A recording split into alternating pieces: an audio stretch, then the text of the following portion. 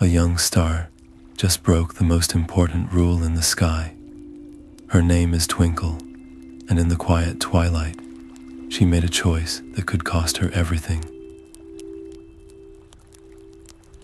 Driven by a deep longing to understand the soft whispers of dreams rising from the sleeping earth below, she has left her assigned constellation. This single act of celestial curiosity sets her on a perilous path, one that risks her own eternal light and the delicate balance of the entire night. It is a journey that will reveal the ancient, hidden duty of the Starlight Kingdom's guardians and the unseen shadows that hunger in the dark. By the end of our time together, you will discover the beautiful, hidden covenant between the stars above and your most peaceful dreams below. What silence of space remained. Then she felt it, a subtle, thickening resistance. The thin void gave way to something softer, yet strangely heavy. She was entering the atmosphere of the blue world below. A faint, shimmering haze began to glow around her as she descended, and for the first time, her brilliant light dimmed, just a little, as if the very air was a filter she had to push through. Back in the high towers of the Starlight Kingdom, a soft, golden pulse echoed across the surface of the great star map. It was a quiet alarm, a vibration of concern that traveled up the arm of the elder guardian, Orion. He turned from his watch, his brow furrowed not in anger, but in deep worry. The map showed a single, familiar point of light, drifting far, far from its appointed place in the tapestry of the night. A star was out of place. The ancient balance, maintained for eons, had developed its first tiny crack. For Twinkle, the new world was a symphony of overwhelming sensations. The pull of gravity was a constant, gentle tug, so different from the weightless dance of the heavens. A profound loneliness settled over her, a cold feeling that had no place among the constant companionship of her stellar family. Her adventurous spirit, which had felt so bold moments ago, now wrestled with a sharp, rising fear. What if the pathways closed behind her? What if she became a permanent wanderer, a fading ember lost between the grass and the sky? The very thought made her light flicker. She had to hide, to understand this place before it understood her. Spotting a soft circle of moss beneath a great, sleeping oak tree in a small backyard, she willed herself downward, landing as lightly as a dandelion seed. She drew her radiance inward until she was just a small, warm glow, no brighter than a captured firefly, and settled into the moss to watch. Through a nearby window, she could see a child sleeping peacefully, a faint smile on their face.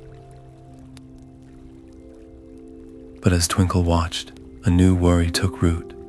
Her light, her very essence, was fading faster here. It was a slow drain, like a candle burning in a gentle breeze. Each minute on Earth used a little more of her magic than an hour in the sky ever would. The stakes of her journey were no longer about breaking rules. They were about survival. And far away, in the deepest, coldest recesses of space, where even starlight grows thin, something else began to stir. It was a formless shadow that had slept for ages, sustained only by the faint echoes of stars that had burned out and been forgotten. The unique, vibrant signature of a young, living star descending to a living world was a scent on the cosmic wind. A hunger, old and patient, began to awaken. Twinkle sighed, a soft sound like wind through pine needles, her gaze fixed on the child's window. She wondered if she would ever see her constellation again, or if the stories of home would become just a memory. She did not know that her path through the atmosphere had left a delicate, almost invisible trail of stardust, a glittering road map in the sky that a worried guardian could now follow. Orion stepped from the shimmering moonbeam onto the dewy grass, his celestial form now that of a kindly old man in a cloak woven from twilight. His eyes, however, held the deep, swirling light of distant galaxies, a silent testament to his true nature. The night around him seemed to hold its breath. An owl on a high branch stopped its call mid-hoot, simply watching. A fox at the edge of the clearing sat down, its head tilted in quiet recognition of something ancient and noble passing through its territory. Back in the high towers, the Star Council felt a tremor of absence, a silent space where Orion's steady presence always was. They trusted him completely, yet the anxiety was a shared, unspoken hum in the air. The balance felt more fragile with their chief guardian gone. For Orion himself, the weight was profound and personal. The duty to retrieve the wayward star was clear, a law written into the fabric of the cosmos for the safety of all. But as he felt the faint, fading pulse of Twinkle's light ahead, he also felt the echo of her curiosity, that pure, burning desire to understand that had driven her here. It was a feeling he remembered from the dawn of his own watch. This conflict between unwavering law and deep compassion settled in his chest like a heavy stone. He could not simply command her back. To do so might break the very spirit he was sworn to protect. And beneath that concern, a colder, sharper sensation prickled at the edges of his awareness, a gathering emptiness, a hunger that fed on loneliness and fading light. The gloom was stirring, and it was drawing closer to the very same clearing. He made his decision then, not as a warden, but as a teacher. He would approach with a story, with memory, to remind Twinkle of who she was and where she belonged. The goal was not to capture, but to awaken. The stakes, however, had just escalated wildly. His own luminous presence on the earth, though carefully veiled, was like a beacon. And Twinkle's dimming light was a signal flare to the shadows. They were both now in the quiet, open field of potential danger, one drawn by duty and care, the other by a vulnerability it sought to exploit. Orion moved silently through the sleeping garden, his cloak brushing against silvered spiderwebs. He saw her then, a small, warm glow nestled in the circle of moss, watching the child's window with such palpable longing. He opened his mouth to speak, to begin the gentle tale of the Starlight Kingdom's oldest promise. But before a single word could form, a change swept through the clearing. It was not a sound, but a sudden absence of sound, as if the very air had been sucked away. The gentle chorus of crickets ceased. The leaves on the old oak tree stopped their rustling. A cold whisper, thin and dry as ancient parchment, slithered through the branches above, carrying a single hollow thought. Alone. The cold was not a temperature, but a feeling of absolute emptiness. It poured into the clearing like a black fog, and where it touched, the world grew quiet and still. This was the gloom, a shapeless presence that fed on loneliness and fading light. It did not roar, it whispered, and its voice was a dry rustle in Twinkle's mind. You are alone out here. No one saw you leave. No one will miss a single, small star like you. The words coiled around her, heavy and convincing. Her warm glow, nestled in the moss, began to flicker and dim, pulsing weakly like a dying heartbeat. Around her, The soft blue flowers in the moss circle seemed to sag, their vibrant color leaching away into a dull gray. Twinkle felt a crushing weight of doubt. Was the gloom right? Had her curiosity only led her to a place where she would be forgotten? Her light snuffed out without a sound. She felt terribly small, and the memory of her constellation family, their constant, gentle hum of companionship, seemed like a dream from another lifetime. The fear was a cold knot in her core, threatening to swallow what little light she had left. But then, deep within that flickering ember, a spark of defiance ignited. It was not a grand, heroic feeling, but a simple, stubborn refusal. She would not let this hollow voice be the last thing she ever heard. Gathering every bit of her courage, she did the only thing she could remember from her true home. She hummed. It was a tiny, trembling sound at first, barely more than the buzz of a bee's wing, but it was a pure, clear note, the first note of the ancient star, song that all celestial beings knew, the melody that wove the constellations together. The single note cut through the oppressive silence like a sliver of crystal. It did not banish the gloom, but it pushed it back just an inch. That small act of sound was a beacon in the psychic darkness. Orion, moving silently through the garden, felt it instantly, a pulse of familiar, resilient light where there had only been fading despair. His heart, ancient and steady, surged with a mix of relief and urgency. At the same moment, the gloom recoiled, not in pain, but in a furious irritation. Its form rippled and expanded, growing larger and denser, drinking in the anger Twinkle's defiance had provoked. The circle of cold silence began to widen, stretching its hungry tendrils toward the warm, sleeping house where the child dreamed. The peaceful dreams inside were now in the shadow's path. Just as the darkness threatened to touch the windowsill, a new light filled the clearing. It was a soft, golden radiance that carried the warmth of 1,000 sunsets. Orion stepped forward, no longer veiled.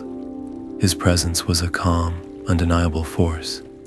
The immediate, choking pressure around Twinkle lifted as the gloom hissed and writhed away from the guardian's light, retreating into the deeper shadows of the forest's edge with a sound like crumbling stone. Orion did not pursue it. His focus was entirely on the small, flickering star in the moss. He knelt, his galaxy-filled eyes gentle, and reached out a hand not to grab, but to offer. His voice was as deep and comforting as the night itself. "Little one," he said, "that was very brave, but you must understand why you can never truly be alone." Orion's hand was warm, like sunlight held in a cup. He helped Twinkle from her mossy hollow and gestured to a large, friendly toadstool nearby, its cap wide and smooth. "Sit, little guardian," he said, his voice a low rumble. "There is a story you need to hear, one that was sung over you when you first kindled into light." And so, under the watchful branches of the oak, he began to tell her the tale of the Starlight Kingdom. He spoke of how every star is not just a point of light, but a sworn guardian. Their gentle radiance does more than decorate the darkness, he explained. It weaves the very substance of dreams, spinning quiet tales of adventure and comfort that drift down to sleeping minds. And by holding their precise places in the great celestial map, their combined light forms a net, a luminous barrier that keeps the formless voids of nothingness, like the gloom, at bay in the deepest reaches of space. As Orion spoke, a wonderful change came over the clearing. Twinkle's flickering light grew steady, then brightened, glowing with a soft, sure warmth. The oppressive chill left the air, and the blue flowers in the moss perked up, their color returning. For the first time, Twinkle understood. Her place in the constellation wasn't a restriction. It was a note in a grand, protective symphony. She was not a decoration. She was a guardian. This realization brought a storm of feelings. A sharp pang of guilt twisted inside her for abandoning her post and risking the very balance she was meant to uphold.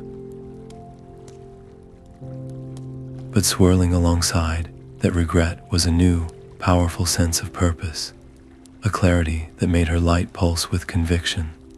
The conflict was quiet but fierce within her. "I am so sorry," she whispered, her voice like chimes. "I never meant to weaken our light, but now I see what we are for. I do not just want to go back. I want to help. I want to learn how to be a true guardian, like you." Orion studied her, his starry eyes thoughtful. The guilt he saw was a sign of a caring heart, and the determination was a fire he had hoped to see. He gave a slow, solemn nod. "I will teach you," he said, "but you must understand why the danger is greater now. The gloom grows stronger not simply because a star wanders, but because the belief that feeds our light is fading. Fewer children look up and wonder. Fewer hearts feel that quiet connection to the night. Your journey, while born of a rule broken, was also born of a deep curiosity, the very thing the world below is forgetting. Your light down here, if guided with purpose, could be a key to reminding them. The mission was suddenly immense. It was no longer about one star returning home. It was about healing a tiny fracture in the connection between two worlds. Orion stood, his gaze turning toward the quiet house. "The child inside sleeps," he said softly, "but their dreams have grown thinner lately, more easily troubled. It is a small wound, but the gloom senses such things and seeks to widen them. Will you come with me? We have a dream to mend." Twinkle rose from the toadstool, her light shining with a resolve that had not been there before. She nodded, ready for her first real duty as a guardian of the Starlight Kingdom. The windowpane felt cool against Twinkle's light as she and Orion peered inside. A boy named Leo lay in his bed, eyes wide open, staring at the ceiling. His small nightlight in the shape of a rocket sat dark and silent on his bedside table, a tiny screwdriver beside it from a failed repair attempt. The darkness in his room was not peaceful, but heavy and full of unseen corners, and the fear he felt was a quiet, cold mist that Twinkle could feel against her core. Her light pulsed in response, a sympathetic hum, casting soft, dancing sparkles like glitter across his windowsill. She felt a powerful urge to flood the room with her radiance, to banish every shadow at once. Orion's hand, still resting gently on her, tightened just slightly. "Not yet, little guardian," he whispered, his voice a vibration only she could hear. A sudden blaze could startle him, make the fear sharper, and light that burns too bright in one place casts very deep shadows elsewhere. It would be a beacon, not just for Leo, but for the hunger waiting outside. We must be as gentle as a sigh. Twinkle understood. This was not about a grand display, but about a precise, careful mending. She focused, drawing her form into a slender, silvery beam, no wider than a thread of spider silk. She slipped through the tiny gap where the window met its frame, a stream of liquid moonlight pouring silently into the room. She drifted across the floor, up the side of the bed, and finally came to rest right on the edge of Leo's pillow, settling into a single, warm speck of light, soft and golden as a captured firefly. Leo, who had been clutching his blanket, slowly turned his head. He saw the tiny, steady glow on his pillow. He didn't jump or gasp. He simply watched it, his breathing growing slower, deeper. The hard knot of fear in his chest began to loosen, replaced by a gentle curiosity. This little light wasn't chasing the dark away violently. It was simply holding a small, brave space where the dark didn't matter. A small smile touched his lips as his eyelids grew heavy, and soon he was asleep, his dreams no longer thin and troubled, but beginning to weave themselves into gentle, star-dusted adventures. Outside, however, the success drew a different kind of attention. At the far edge of the yard, near the old wooden fence, the shadows began to pool and thicken. The gloom had felt the shift, the moment fear turned to comfort. That transition was a vulnerable point, a door left slightly ajar. It began to gather itself, a silent tide of cold absence, seeping through the grass, moving with patient intent toward the house. It sensed two lights now, the fading, hopeful ember of a child's peaceful mind, and the vibrant, defiant spark of the star who had inspired it. To extinguish both together would be a feast. Orion, watching from the window, saw the gathering darkness. His expression grew grave. He nodded toward the yard, his starry eyes reflecting the threat. He has found his way to the garden, he murmured to Twinkle. Our time for quiet mending is over. Now we must make a stand. The shimmering threads of Leo's new dream began to weave themselves in the air above his sleeping form. Guided by Orion's steady, silent presence, Twinkle focused all her intention. She spun a simple scene of joyful flight, of soaring past friendly, winking constellations shaped like playful animals, of laughing with star creatures who sang in gentle chimes. Each happy thought became a visible strand of silvery light, intertwining to create a tapestry of pure, safe adventure that settled over the boy like a warm blanket. As the dream took hold, the entire room seemed to exhale. The last remnants of heavy darkness lifted, replaced by a profound, quiet peace that made the walls themselves feel softer. Twinkle felt that peace resonate within her, and her own light, which had been flickering from the effort, grew steadier and warmer, fueled by the very comfort she was creating. But the weaving was exhausting. It required a constant, delicate output of her essence, and Twinkle felt a deep, unfamiliar weariness seeping into her core. A whisper of doubt returned. What if her light gave out before the dream was complete? What if she was still too small, too new for such important work?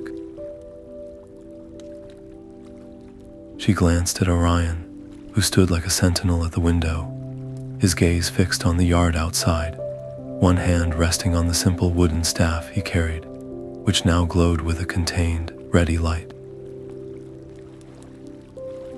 He did not look at her, but gave a slight, reassuring nod.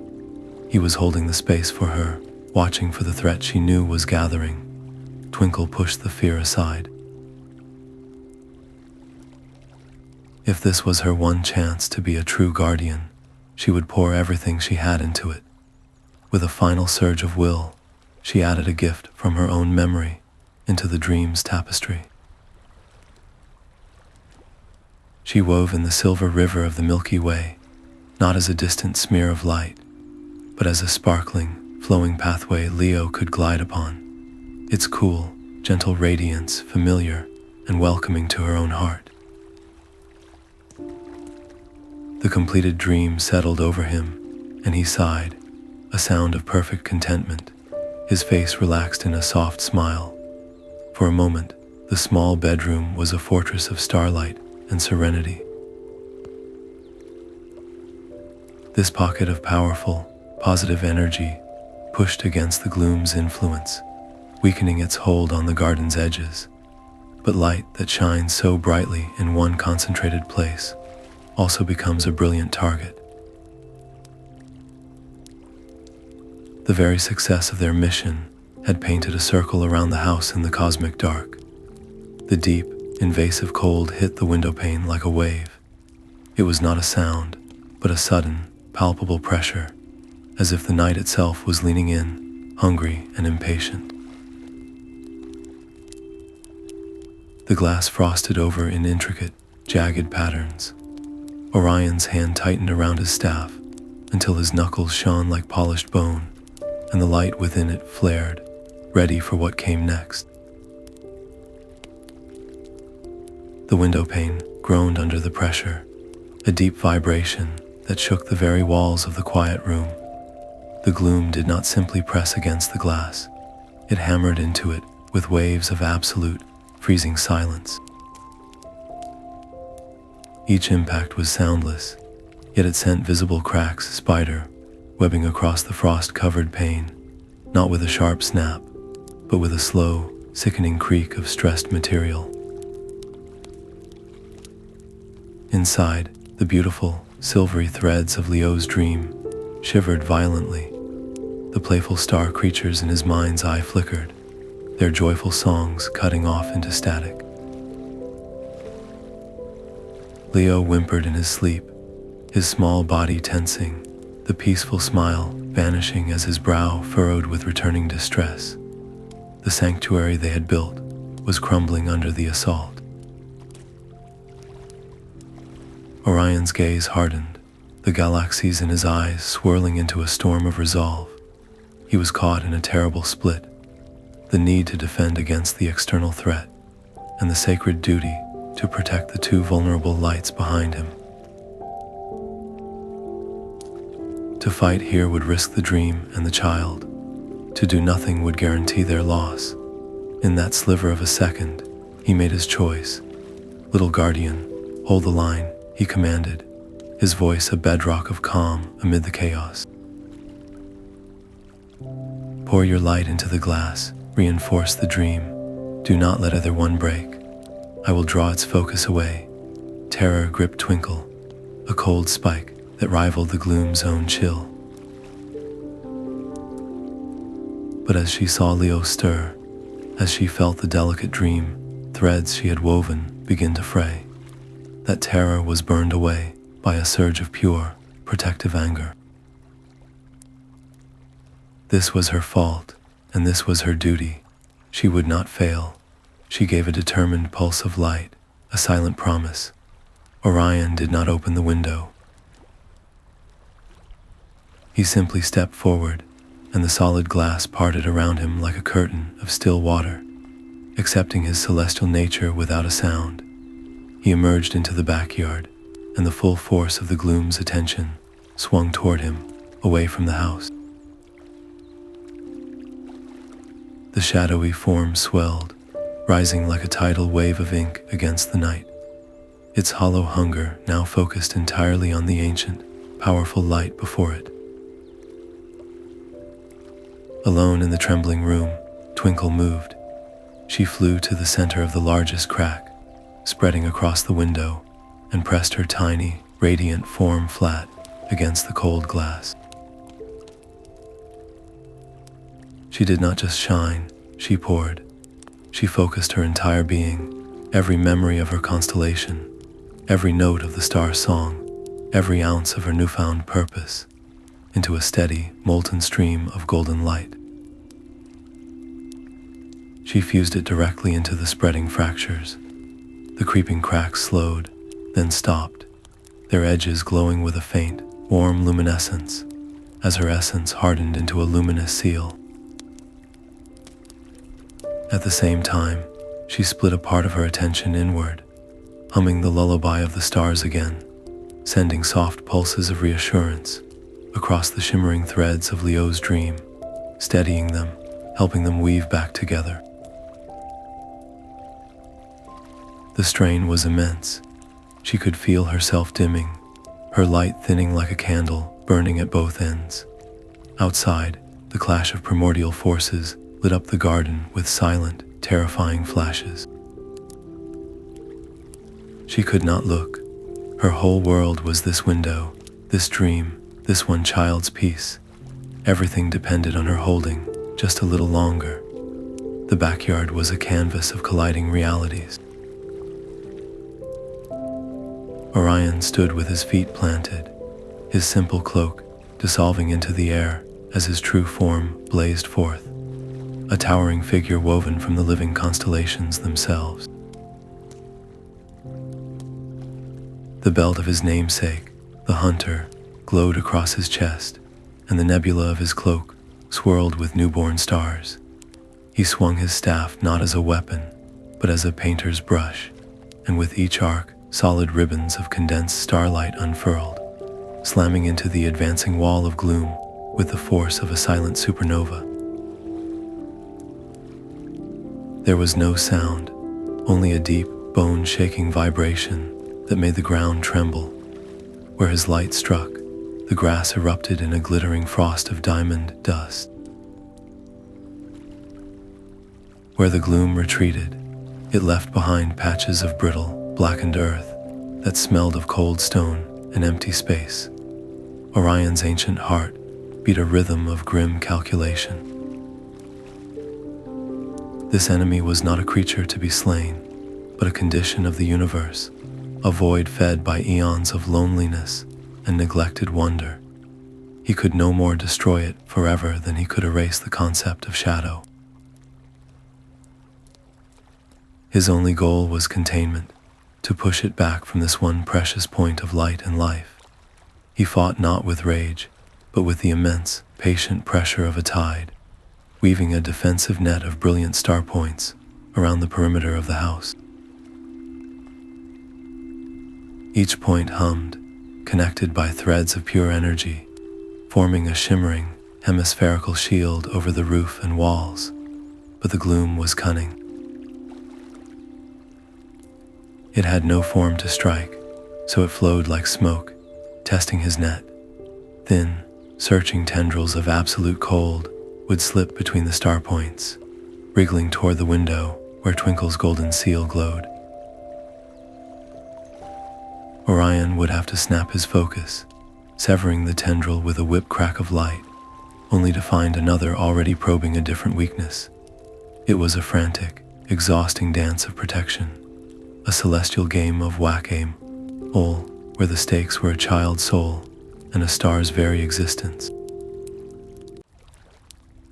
With every deflection, Orion's brilliant light dimmed a fraction. The constellations woven into his form flickered, their patterns growing faint. He was an ancient power, but he was burning his essence to fuel a shield around a single, sleeping home. Inside, pressed against the glass, Twinkle felt the shift. She felt the tremors in Orion's light through their connection, a slow, dangerous ebbing of his strength. She saw a particularly vicious tendril of gloom slip past his guard, lancing toward the window just inches from her. Orion turned, but he was a heartbeat too slow.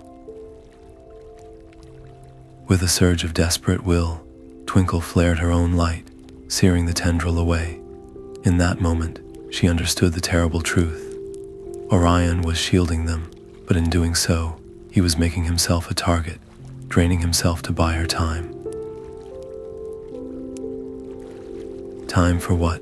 To simply hold a window, to watch her teacher fade.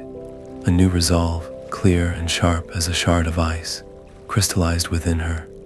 The rule she had broken was about leaving her post alone. But she was not alone anymore. She was part of a team, a guardian with a duty. Letting Orion fight alone while she hid behind his shield was not protection. It was a different kind of abandonment. The bold choice was not to stay safe, but but to stand together. With one last, reinforcing pulse of light into the glass, she turned from the window. She did not hesitate. She became a single, focused beam of pure intention and shot through the tiny, glowing crack in the defensive net, darting out into the thunderous silence of the battle to join her guardian. Twinkle became a spear of light aimed at the Gloom's heart. She did not fly toward Orion, but directly into the path of the thickest, darkest tendril that was coiling to strike his undefended side. In that final moment, she did not think of rules or constellations, or even her own fading spark. She thought only of the guardian who had shown her kindness, and the sleeping child whose peace they had fought for. She let go of everything holding her light in check. What happened next was not a simple flash. It was a silent, miniature supernova. From her tiny form erupted a sphere of pure, defiant radiance, a sunburst in a backyard. It was the color of hope and the sound of a bell ringing in a deep well, beautiful, clear, and final. The attacking tendril did not just retreat. It vaporized with a sharp, psychic hiss that echoed in the mind, not the ears. The main body of the Gloom, so accustomed to feeding on dimming lights, recoiled as if scalded, its form rippling with shock and pain. This was not the gentle, sustaining light of a dream, but the raw, sacrificial blaze of a guardian spirit. It was a flavor of magic the void had never tasted, and it could not consume it. The assault on Orion's shield ceased instantly, but the cost was absolute.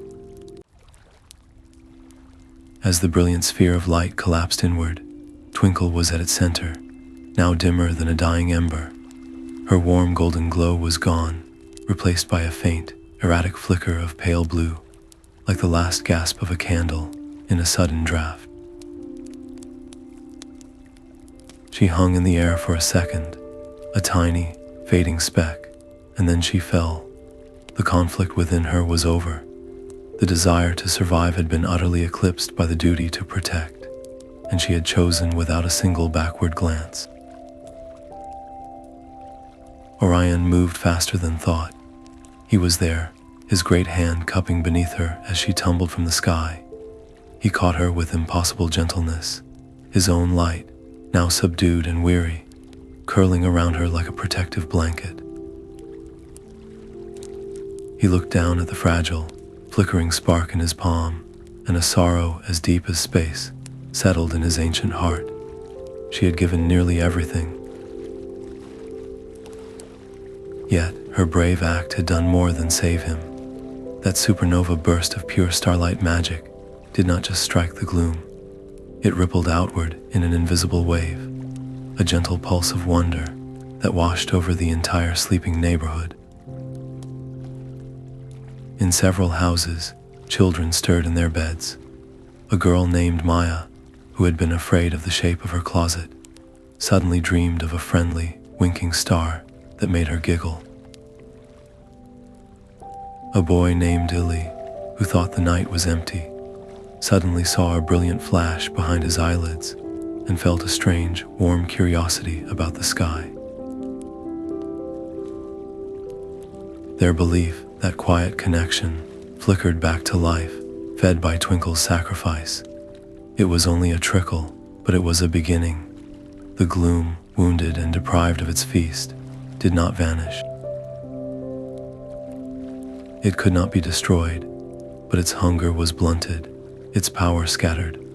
With a sound like a sigh of dry leaves scattering, it unraveled from the garden, its form dissolving back into the ordinary, harmless shadows beneath the trees and fences.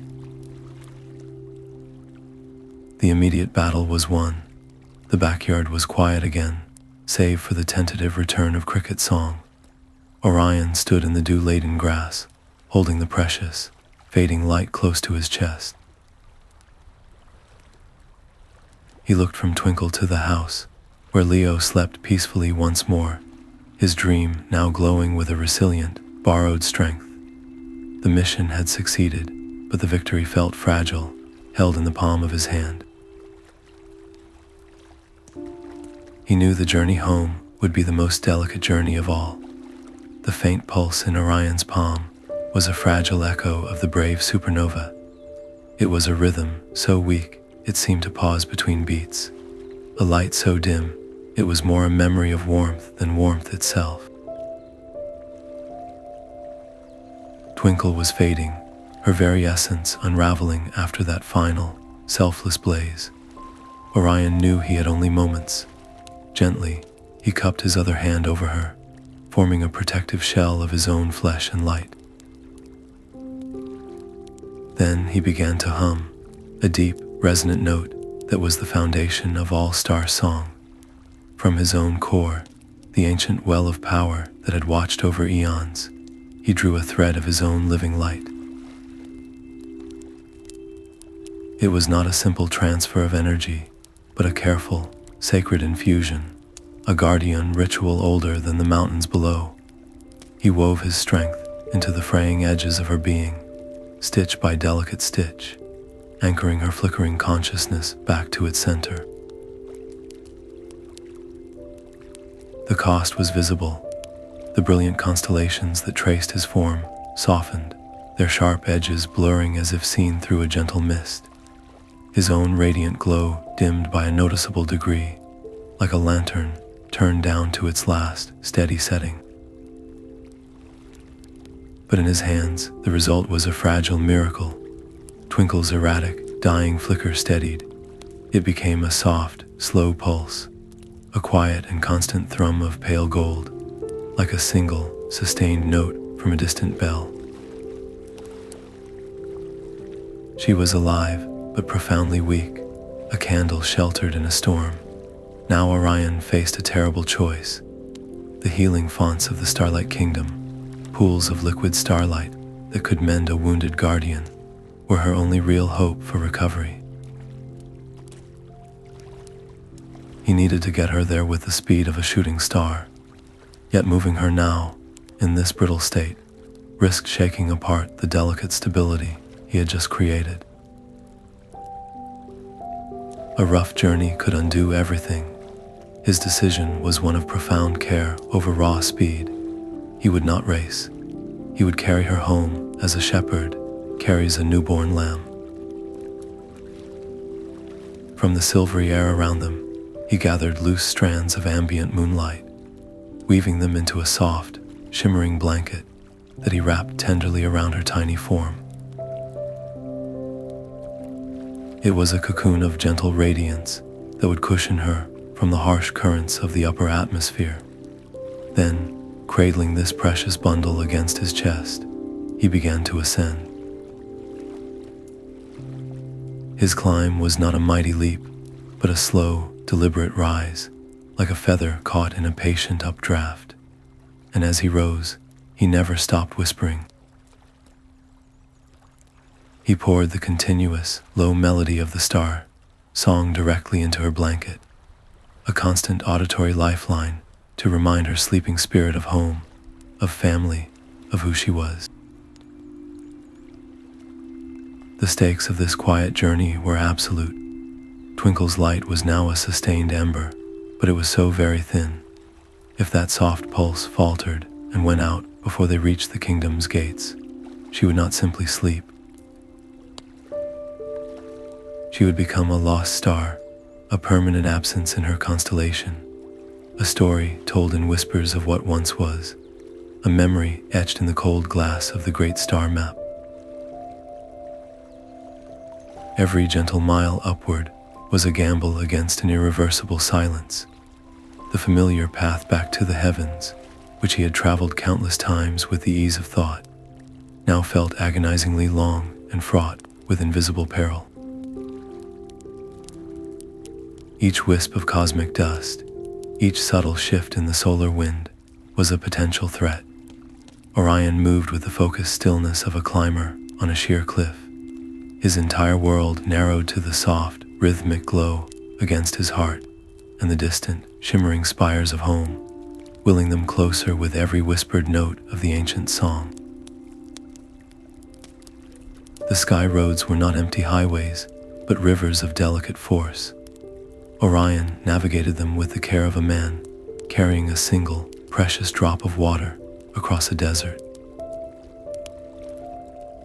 He steered wide of the buffeting solar winds, their invisible currents strong enough to scatter a fragile light. He charted a course around the great, beautiful dust clouds, their glittering particles now potential abrasives against Twinkle's weakened form. All the while, he never ceased the deep, resonant hum of the star song, a melodic anchor he wove around the shimmering blanket that held her. And sometimes, from within that cocoon, came the faintest reply, a weak, trembling note that was less a hum and more a sigh of recognition. Each time he heard it, his heart, heavy with worry, would lift just a fraction. Their silent procession did not go unnoticed. The stars they passed, distant suns and ancient guardians in their own right, seemed to sense the gravity of their journey. A red giant, usually a slow, pulsing ember, would flare a touch brighter as they went by, a silent salute. A delicate binary pair, locked in their eternal dance, would dip in their orbit, a subtle bow of respect and shared concern. The cosmos itself seemed to hold its breath, acknowledging the quiet race against time unfolding in its vast theater. For Orion, the greatest battle was internal. The fatigue was a deep, bone-weary ache, a drain not just from the fight, but from the continuous, careful output of his own light to sustain her. It was a weight that made the familiar constellations feel strangely distant. But heavier still was the worry, a cold knot of fear that whispered, what if he was too late? What if his strength was not enough? He fought it by focusing on the rhythm of his own song, by remembering the defiant supernova she had become in that backyard, using the memory of her bravery to fuel his own hope. Inside her luminous blanket, Twinkle fought her own war. Consciousness was a slippery thing, threatening to fade into a comfortable, final darkness. To stay present, to stay connected to her own fading light, she made a deliberate choice. She stopped trying to shine. Instead, she poured every shred of her remaining energy into listening. She focused on the vibration of Orion's song against her, memorizing its ancient patterns. She clung to the sound of his voice, the steady, worried rumble that was her tether to reality. She reached for the memory of her constellation's gentle hum, the feel of her siblings' light nearby, using the thought of home as a lifeline to pull herself back from the edge. The danger was not behind them. Far below, in the deepening shadows of the receding world, the gloom was not destroyed, only scattered. It was a patient hunger. It could feel the disturbance in the celestial order, the unique signature of a guardian, returning not in triumph, but in profound vulnerability.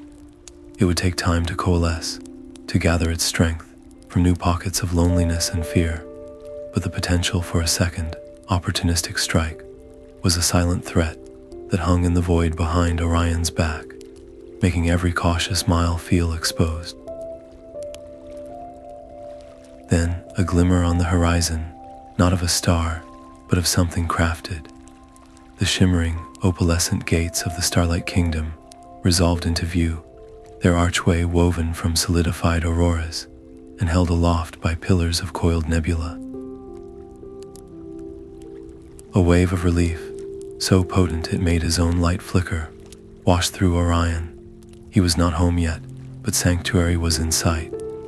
With the last of his breath for the journey, he sent a pulse of coded light ahead, a silent, urgent cry that carried on the solar wind, calling out not in words, but in pure need, summoning the swift and gentle healers of the celestial realm. The opalescent gates parted before them without a sound. Inside, the star healers were already waiting, their forms shimmering like gentle auroras, given sentience. They moved with a quiet urgency, their hands made of soft, nebular light, extending toward the bundle Orion carried. Wordlessly, he surrendered his precious charge, and they flowed as one toward the heart of the healing sanctum. There, cradled in a basin of living crystal, lay the central healing font, a pool of liquid starlight that hummed with whispered lullabies from the dawn of time. With infinite care, they immersed Twinkle's faint glow into its radiant depths. The moment she touched the luminous pool, the font reacted. Its gentle hum rose into a brilliant, resonant chord, and the liquid light swirled around her, weaving itself into the frayed edges of her being. Within that cradle of pure celestial energy, Twinkle's flicker began to change. The weak, pale pulses grew stronger, steadier, taking on a warm, golden hue once more. Yet her consciousness remained submerged in a deep, restorative sleep, her form healing, while her spirit dreamed peaceful dreams of oak trees and kind guardians. Orion stood at the basin's edge, a statue of conflicted emotion. The guilt for not shielding her from such peril was a cold stone in his chest, yet it warred fiercely with a swelling, undeniable pride. She had acted with the heart of a true guardian, a courage that no rule could ever teach. Nearby, the Star Council gathered, their lights dimmed in solemn conference. The Gloom's boldness in attacking so close to a living world, in sensing and targeting a guardian's moment of compassion, was an alarming escalation. It spoke of a growing strength, a hunger that was learning to hunt not just lost lights, but the very connections that sustain them. Their discussion was a quiet storm of worried luminescence. The lead healer, an ancient being whose form shifted like a slow-moving galaxy, observed Twinkle's steady progress and then turned to the council with a decisive glow. There was a resource, a fragment of melody from the very first song ever sung by the stars. It was stored for moments of dire need, a concentrated essence of creation itself. Using it would be a significant act, depleting a shared treasure of the kingdom. The healer's decision was clear. This young star's spirit, her selfless choice, was worth the gift. The fragment was released into the font. The effect was immediate and profound. The pool's light intensified into a silent, breathtaking symphony of color and vibration. The rare melody worked not just on Twinkle's light, but on the core memory of what she was, reforging her connection to the cosmic song with threads of primordial strength. This act underscored the grave stakes for everyone present. The kingdom was now investing its most precious reserves, not just in saving a life, but in affirming a value. After what felt like an age of anxious waiting, the luminous pool stilled. Then, from its center, a single, strong, golden pulse resonated through the sanctum. Twinkle's star form, now whole and radiant, rose gently from the liquid light, her consciousness returning as she hovered above the font, awake and restored. The light that filled her vision was a warm, steady gold, deeper and richer than the silvery shimmer she had known all her life. Twinkle opened her eyes in the healing chamber, her first conscious thought a single, focused question. Where is Orion? The star healers, their aurora-like forms glowing softly around the font, seemed to understand. They nodded to her, a gesture of profound approval. Her light was not merely restored, it was transformed. It had been tempered in the forge of sacrifice, its core now radiating a resilient strength that marked the heart of a true guardian.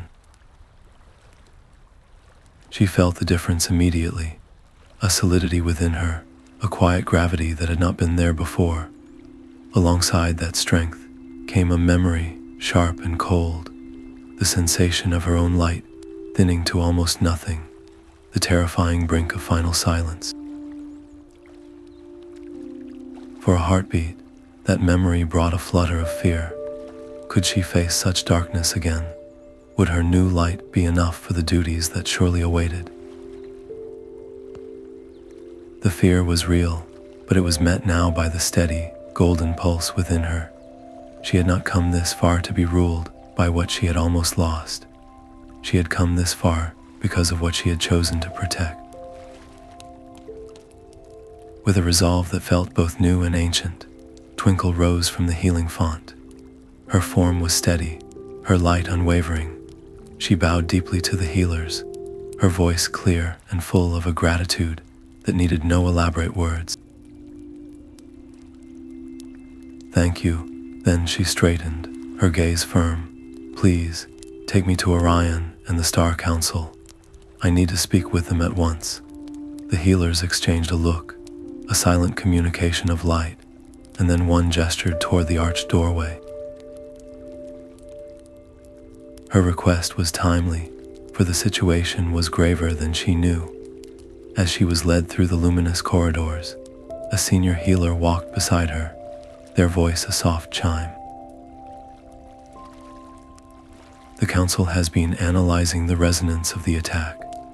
The Gloom's assault was not an isolated event. It was part of a larger, spreading pattern. Its boldness grows as the quiet belief from the world below continues to fade in many places.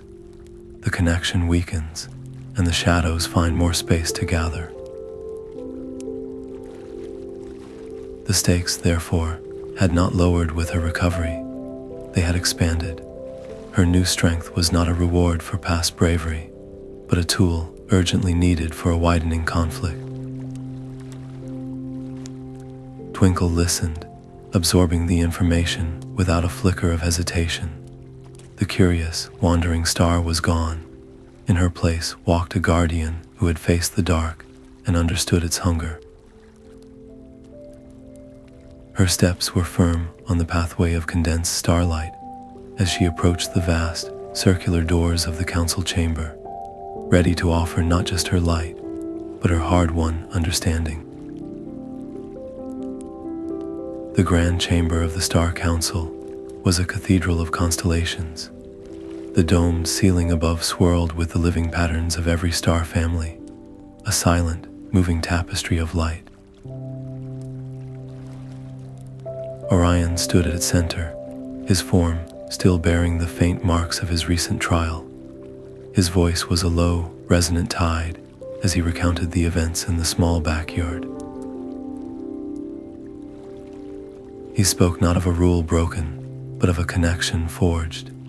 He described Twinkle's fear, her determination, and the moment her defiant light became a shield for a child's peace. He concluded with a quiet emphasis that echoed through the hall. Her courage was born not from duty alone, but from a genuine care for the dreamer. That connection was the key. For a long moment, the chamber was silent, save for the soft hum of the celestial map. The council members, ancient lights, who had upheld the old, distant ways for eons, shimmered with a rare and profound emotion. They were moved. The usual reserved atmosphere gave way to a shared, luminous realization. The High Counselor, a star whose light held the deep blue of midnight, finally spoke. The unauthorized journey has revealed a vital truth we had perhaps forgotten. Our light is not merely a barrier. It is a bridge. Direct, gentle contact can rekindle the belief that sustains us all. It was a monumental admission, yet, as with any great change, concern rippled through the assembly. a cluster of elder stars, their light the steady silver of long tradition, pulsed with worry. If we sanction such journeys, even carefully, do we not invite greater risk? What if more stars descend and are lost, or worse, draw the gloom's attention to other vulnerable places? Their caution was valid, born of a timeless duty to protect. But the counter-argument, voiced by a constellation shaped like a great tree of light, was powerful.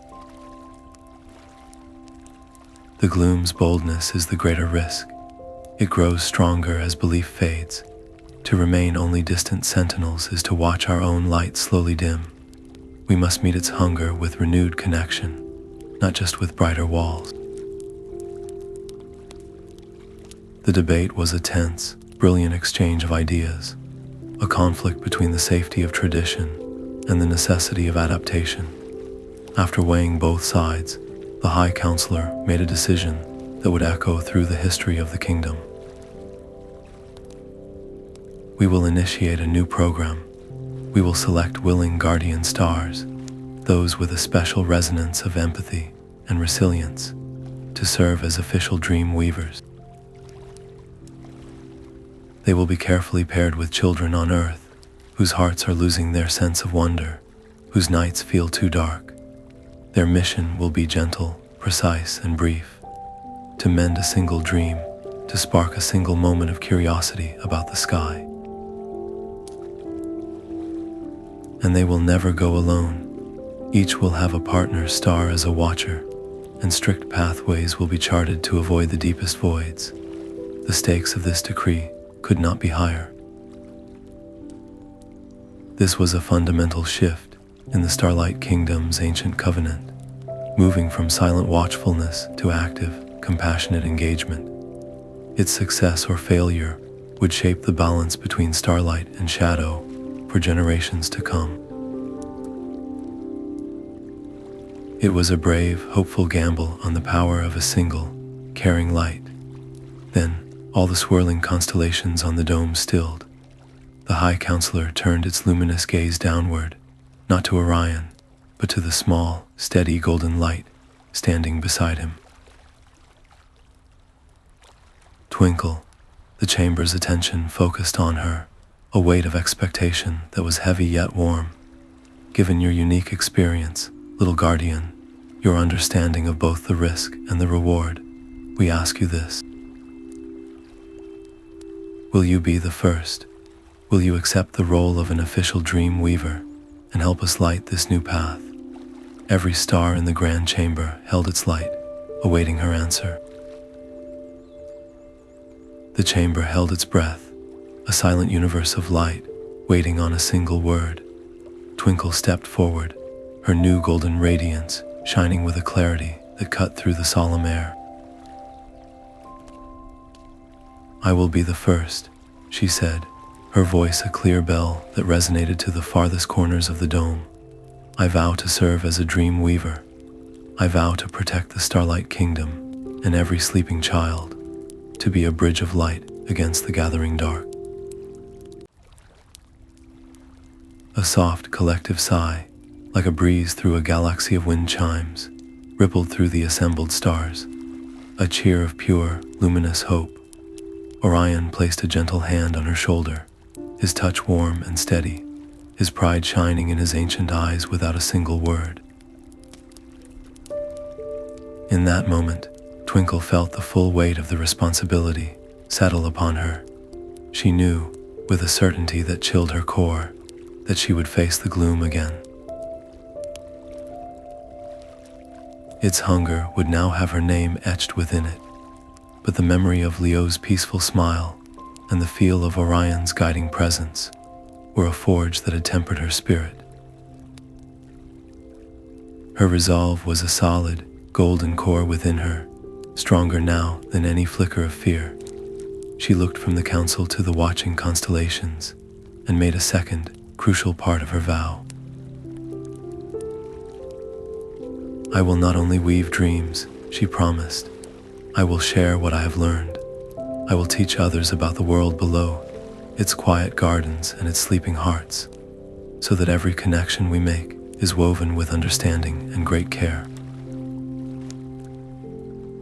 This vow did more than accept a role. It ignited a new era. Twinkle was no longer just a guardian. She was a living symbol of the kingdom's new path, and in the cold, listening void, that made her the ultimate target.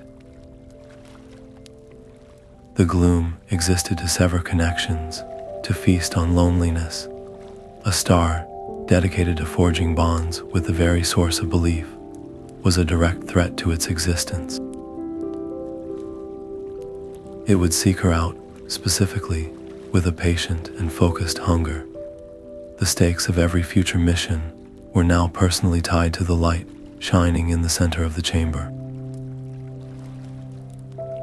With the echo of her promise still shimmering in the air, Twinkle turned to the High Counselor, her practical nature rising to meet the grandeur of the moment. Then, with your permission, she asked, her tone respectful but firm, I would like my first assignment. I wish to return to Leo, not to interfere, but to observe. I need to see that his nightlight is mended, and that his belief in friendly lights in the dark remains bright. The night in Leo's backyard was different now, holding its breath with a memory of both terror and triumph.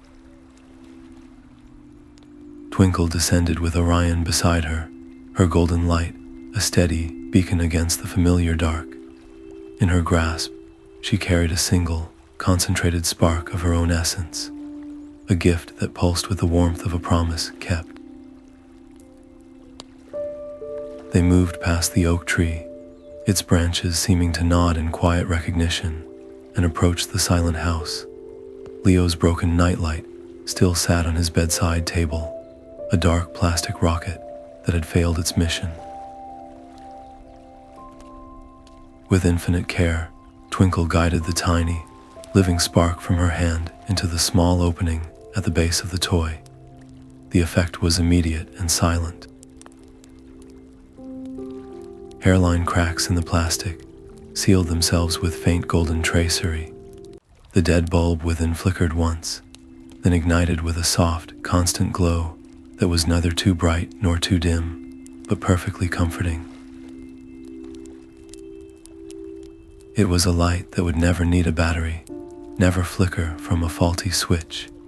It was a piece of a guardian's heart, now a permanent sentinel in a little boy's room. A deep, familiar chill brushed against Twinkle's light. A ghost of the battle fought on this soil. The gloom's absence had left a cold imprint in the air, a shadow of a shadow that whispered of what had almost been.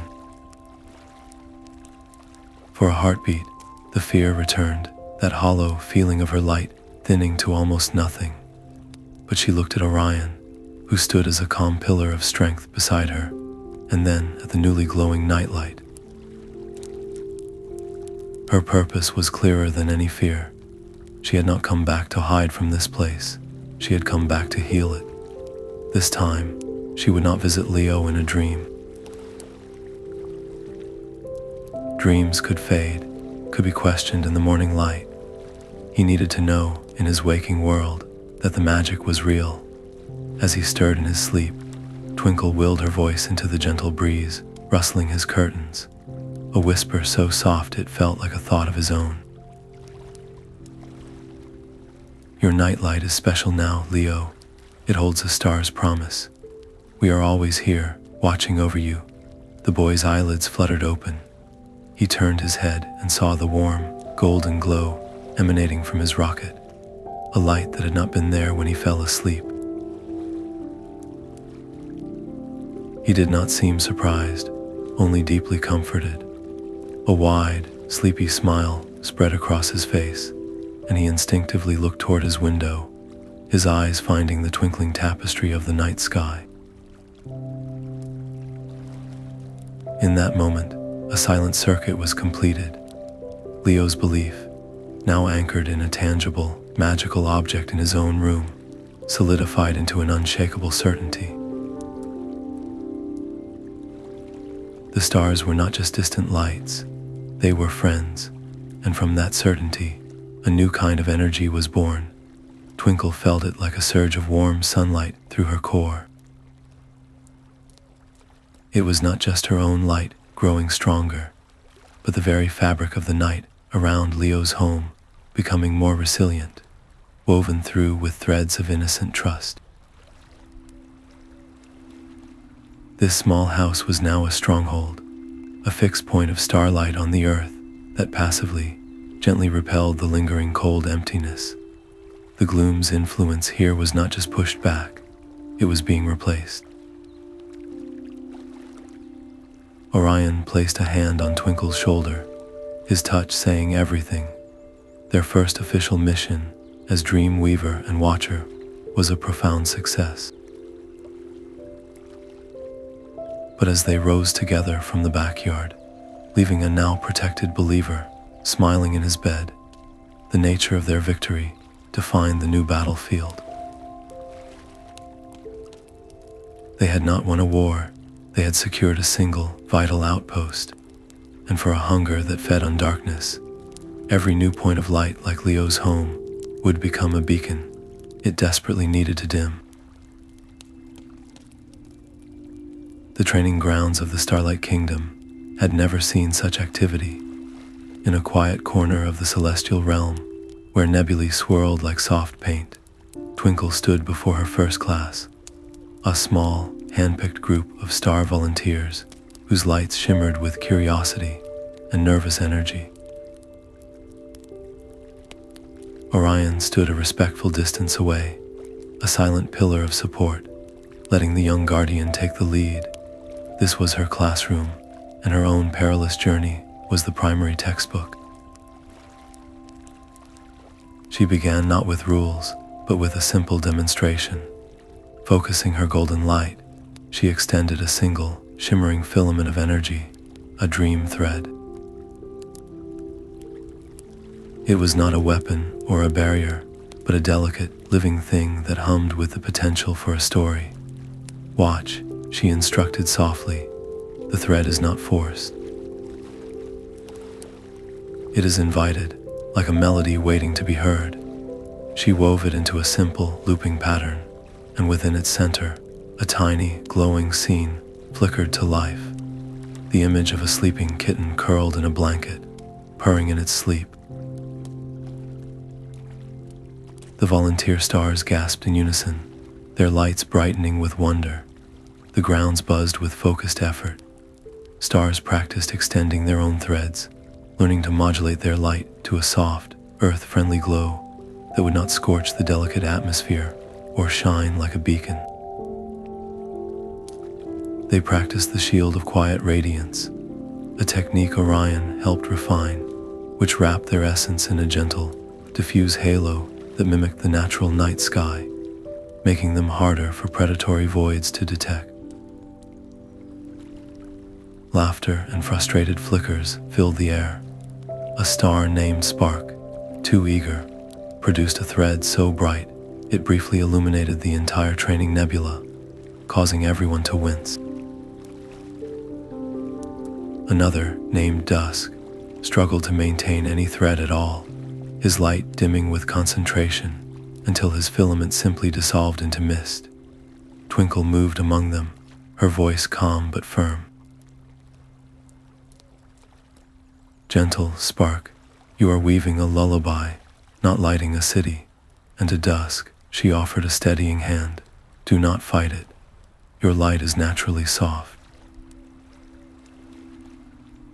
Think of it as a whisper, not a shout." The greatest challenge, however, was not skill, but spirit. A star named Glimmer, who had volunteered with bright enthusiasm, found herself paralyzed when practicing a simulated descent.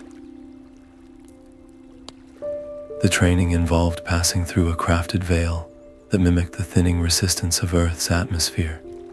Each time Glimmer approached it, her light would flutter erratically, and she would pull back, her form trembling.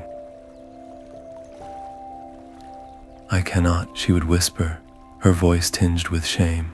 "I feel the cold. I remember the stories of what waits." The frustration was palpable. Other volunteers began to cast worried glances. If one of them could not overcome this, how could any of them hope to succeed in a real backyard, with the true gloom lurking in the shadows? Twinkle felt the weight of the entire program on her shoulders. The Star Council was watching this experiment closely. A failure here, a star broken by fear and training, could convince them to revoke the Dream Weaver initiative entirely. Earth would be left more vulnerable, and the stars would retreat behind their distant, silent walls, their connection to the world below severed once more. Twinkle knew she had to make a choice. She could push Glimmer with stern authority, or she could reach her with shared truth. One evening, as the others rested, she found Glimmer alone, staring into the simulated void. Instead of another lesson, Twinkle sat beside her, her golden light a quiet companion. "You know," she began, her voice softer than the star had ever heard it, "I was more terrified than I have ever been.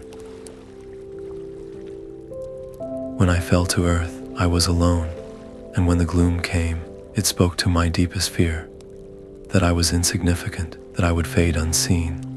Her admission hung in the air, a vulnerability that was both startling and deeply honest. "I felt my light thinning to almost nothing, Glimmer. I truly believed that was the end." For a moment, Twinkle let the memory sit between them, not as a horror story, but as a testament. But in that moment, I also discovered why my light mattered at all. It was not for me. It was for the sleeping child, and for the guardian who believed in me. Fear is not a sign you should not go. It is the proof that what you are about to do is important. You have a brave heart, Glimmer. I saw it when you volunteered. Let that heart lead, not the fear. Glimmer listened, her flickering slowly subsiding into a steady, attentive glow. No one had ever spoken to her like this, not as a student who was failing, but as a fellow guardian who understood. The next day, when it was her turn at the descent veil, she paused. She looked at Twinkle, who gave a single, encouraging nod. Then, Glimmer took a breath made of starlight and stepped forward. She moved slowly, her light consciously softened into the shield of quiet radiance. She passed through the veil. On the other side, she did not weave a grand dream, but a single, perfect thread that formed the image of a dandelion seed drifting on a breeze. It was small, simple, and utterly beautiful. A wave of relieved and triumphant light swept through the training grounds. The breakthrough was more than a technical success. It was a shift in spirit. Hope, tangible and warm, blossomed among the volunteers. They were not just learning a task, they were becoming a team. As the session ended, Twinkle looked out from the training grounds toward the endless horizon, where the blue marble of Earth hung in the velvet dark. The first assignments were being prepared. Her students were almost ready. The real work and the true test were about to begin. 3 points of light descended from the kingdom, moving in a silent, triangular formation. Twinkle led her first team of dream weavers, Spark, Dusk, and Glimmer, on their inaugural coordinated mission. Below, in 3 separate homes, children tossed in their beds, their dreams thin with shadows of schoolyard worries and closet monsters. The team's objective was precise, a gentle intervention in 3 hearts at once. They descended along pre-charted pathways, their radiant forms carefully wrapped in the shield of quiet radiance, making them appear as nothing more than a sudden, beautiful clarity in the night air outside each window. From her position in the lower sky, a vantage point that let her feel the resonance of all 3 connections, Twinkle watched their progress. her own golden light pulsed with a steady, monitoring rhythm. She was no longer just a weaver, she was a conductor, and the strain of holding the entire symphony in her mind was a new and profound weight. Every flicker from a teammate made her heart clench. She kept one part of her awareness stretched toward the deeper dark, listening for the cold, familiar whisper of the gloom, fearing its return to these newly targeted places. Inside the homes, the work began. Spark, assigned to a girl afraid of thunderstorms, did not banish the storm from her dream. Instead, he wove a cozy blanket fort inside the dream itself, where the rumble of thunder became the friendly purr of a giant, sleeping cat. Dusk, tending to a boy who felt lonely at a new school, spun a gentle scene of a shared secret handshake with a friendly, glowing raccoon that lived in the schoolyard oak tree. Glimmer, her light steady from her training breakthrough, worked with a child frightened of the deep end of a swimming pool. She crafted a dream where the water was filled with benevolent, bioluminescent jellyfish that lifted the child safely, teaching them to float on a sea of soft, internal stars. Each dream was a bespoke gift, a story tailored to answer a specific fear with companionship instead of force. Twinkle felt the 3 dream threads vibrate with effort, like harp strings being plucked.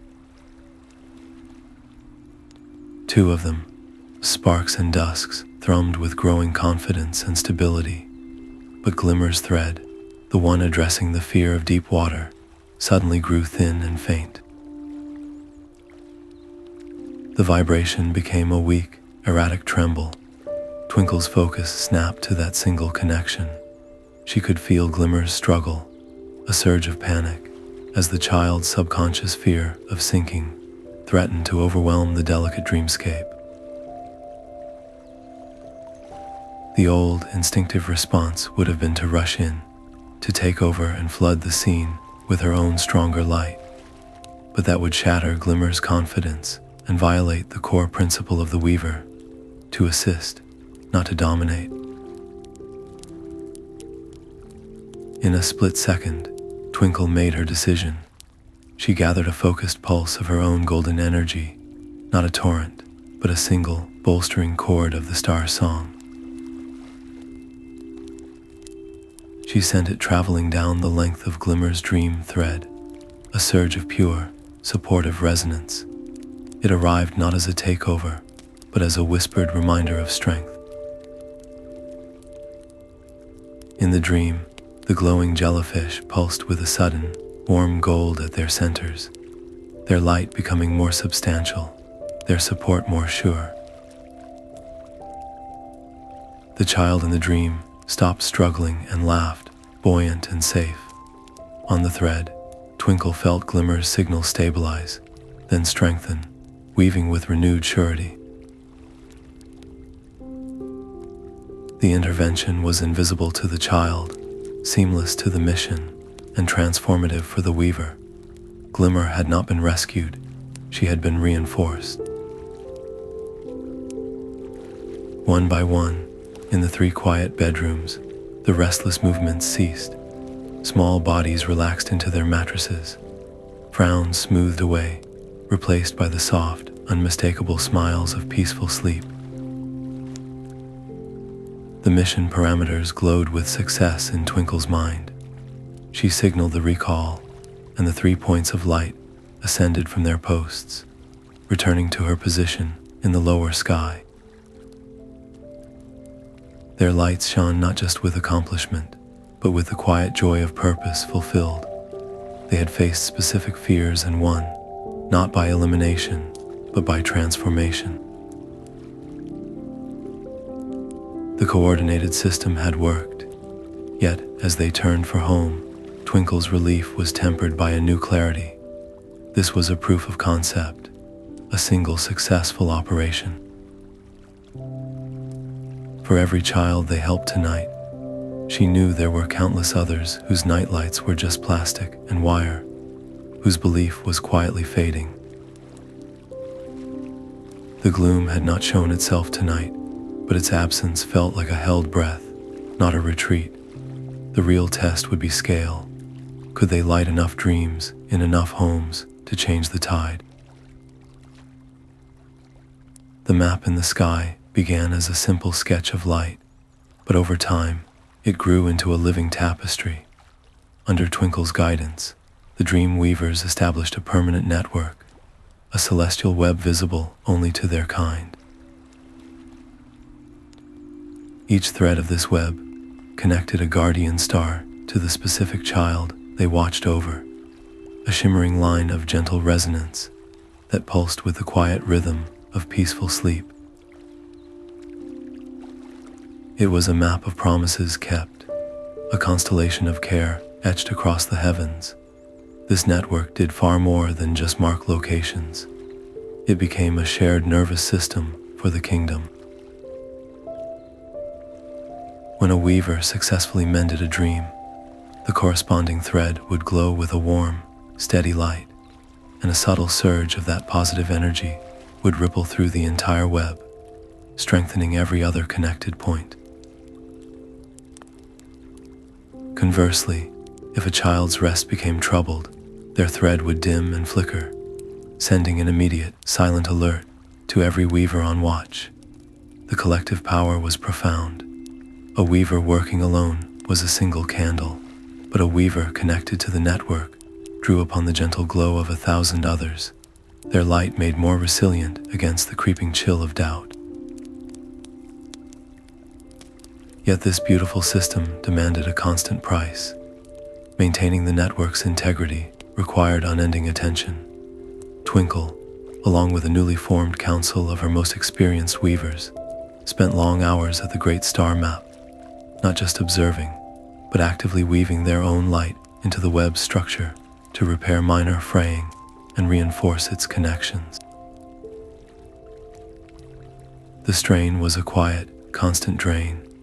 Their own brilliant lights, which once shone with untethered freedom, now maintained a softer, more focused glow, channeled into the network's maintenance. There was less time for the simple joy of starlight, less opportunity for the deep, restorative rest that all celestial beings needed. Twinkle felt the fatigue in her core, a dull ache that never fully faded. She knew she could not sustain this alone, and more importantly, the program's success meant she should not have to. This was the moment her leadership truly crystallized. With deliberate trust, she began to delegate. She assigned Spark to oversee the network's communications, his vibrant energy perfect for relaying alerts. She gave Dusk responsibility for monitoring the threads of new dreamers, his gentle patience ideal for sensing subtle shifts, and she placed Glimmer in charge of training the next wave of volunteers, her hard-won confidence and inspiration to others. Twinkle's growth was evident not in taking on more, but in wisely letting go, placing her faith in the community she had helped build. This act of trust fortified the network further, making it a true collective effort. But such a magnificent creation could not hide its brilliance forever. The network, this glowing map of belief and protection, became the ultimate prize for the ancient hunger they fought. To the gloom, it was not a web of care, but a diagram of its greatest enemies and their most cherished vulnerabilities. Corrupting a single thread could spread a psychic poison through the entire system. Destroying a key junction could blind the kingdom to whole regions of the world. The protection of the network itself now became a top strategic priority for the Starlight Kingdom, a silent war fought not in backyards, but in the maintenance of invisible, luminous connections. For a time, the system hummed with gentle, routine activity, a symphony of quiet guardianship. Then, a new report pulsed across the web, not as a dim flicker, but as a sudden, chilling silence. From a distant cluster of threads, all connected to children in the same sprawling city, the gentle resonance of dreams ceased at once. The threads did not just weaken, they went dark and still, as if a switch had been thrown. It was not the natural, gradual fading of lost belief, but a coordinated void. The pattern was unmistakable, a concentrated attack, a deliberate strike by the gloom against the very heart of their new strength. The silence from the city was not just an absence of sound, but a spreading stain of cold nothingness on the network's luminous map. Scouts sent to investigate returned with their light dimmed, reporting a new and terrifying development. The gloom had not merely attacked isolated dreams, it had learned to shape the landscape of belief itself. In a broad, misty valley nestled between two sleeping towns, it had gathered its full strength, pooling into a dense, swirling mass of anti-light. This was no longer a hunting shadow, but a fortified citadel of emptiness. The scouts named it the Silent Zone. Within its borders, the gentle whispers that fueled dreams were smothered. The very air felt thick and repelling to Starlight, like trying to push two powerful magnets together at the wrong ends. It was a deliberate act of creation, an attempt to forge a permanent blot of darkness on the world, a place where hope could not take root and the night would forever be absolute. The consequences were immediate and personal for the Guardians. The dream weavers assigned to children in those towns felt their connections snap, not with a fraying whisper, but with a sudden, sickening silence. Their threads to the network went dark and cold, without the feedback of peaceful sleep, without the nourishing resonance of a child's belief. The weavers themselves began to weaken. They reported to Twinkle not just with fatigue, but with a deep, aching sadness, a hollow feeling that mirrored the void they were fighting. Their purpose had been severed at the source, and it threatened to extinguish their inner light as surely as any direct attack. In the council chamber, the debate was fierce and fraught with fear. A faction of elder stars, their light flashing with urgency, advocated for a direct, overwhelming response. "We must gather our collective radiance and scour that valley clean," one declared, his voice like cracking ice. "Burn the gloom out with pure celestial fire before its silence spreads further." It was the strategy of a fortress under siege, to meet overwhelming force with even greater force. But Twinkle, standing beside Orion, felt a cold dread at the idea. She remembered the backyard, the way her own brilliant supernova had been a beacon. A massive, violent release of starlight in that valley would not go unnoticed by the human world below. It would be seen as a terrifying, unexplained phenomenon in the sky, shattering the very sense of safety and wonder they were trying to protect. It would feed fear, and fear was the gloom's favorite fuel. Orion's voice, grave and steady, supported her. A cleansing blast might rupture the silent zone, but it would also rupture the fragile trust of every soul living nearby. We would save the land by sacrificing the belief upon it. There must be another way. Twinkle stepped forward, her golden light focused with intense resolve. "The gloom built its fortress by silencing belief," she said, "so we must not attack its walls. We must remind the land within them how to sing.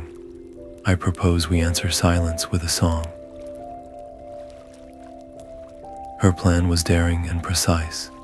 She would lead a team of their strongest, most resilient weavers not above the zone, but right to its very edge, There, they would not fight.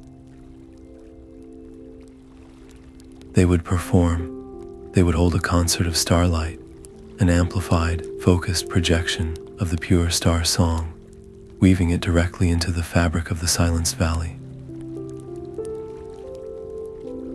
The goal was not to destroy, but to reconnect, to remind the dormant potential for dreams that it was not alone, to gently vibrate the gloom's oppressive structure apart from the inside with a melody it could not comprehend. The stakes of such a mission were terrifyingly high. Entering the influence of the silence zone was like volunteering to walk into a psychic vacuum. Their light, their song, their very sense of self could be leached away moment by moment. If the concentrated gloom overwhelmed their combined chorus, it would not just defeat them, it could snuff out their essences permanently, leaving them as empty, silent husks, adrift in the void they try to heal. They would be going to the enemy's strongest ground, armed only with harmony and hope. After a long, tense deliberation that stretched across the span of human days, the High Counselor made its decision. The wisdom of the Guardian and the Weaver prevails. We will try the song. The authority for the mission was granted. Twinkle felt the weight of the entire kingdom's hope settle on her shoulders as she turned to select her team. She needed stars whose light was not just bright, but deeply resonant, whose courage was rooted in compassion, not just bravery. She chose Glimmer for her hard-won steadiness, Spark for his powerful, vibrant energy, and Dusk for his profound, gentle empathy.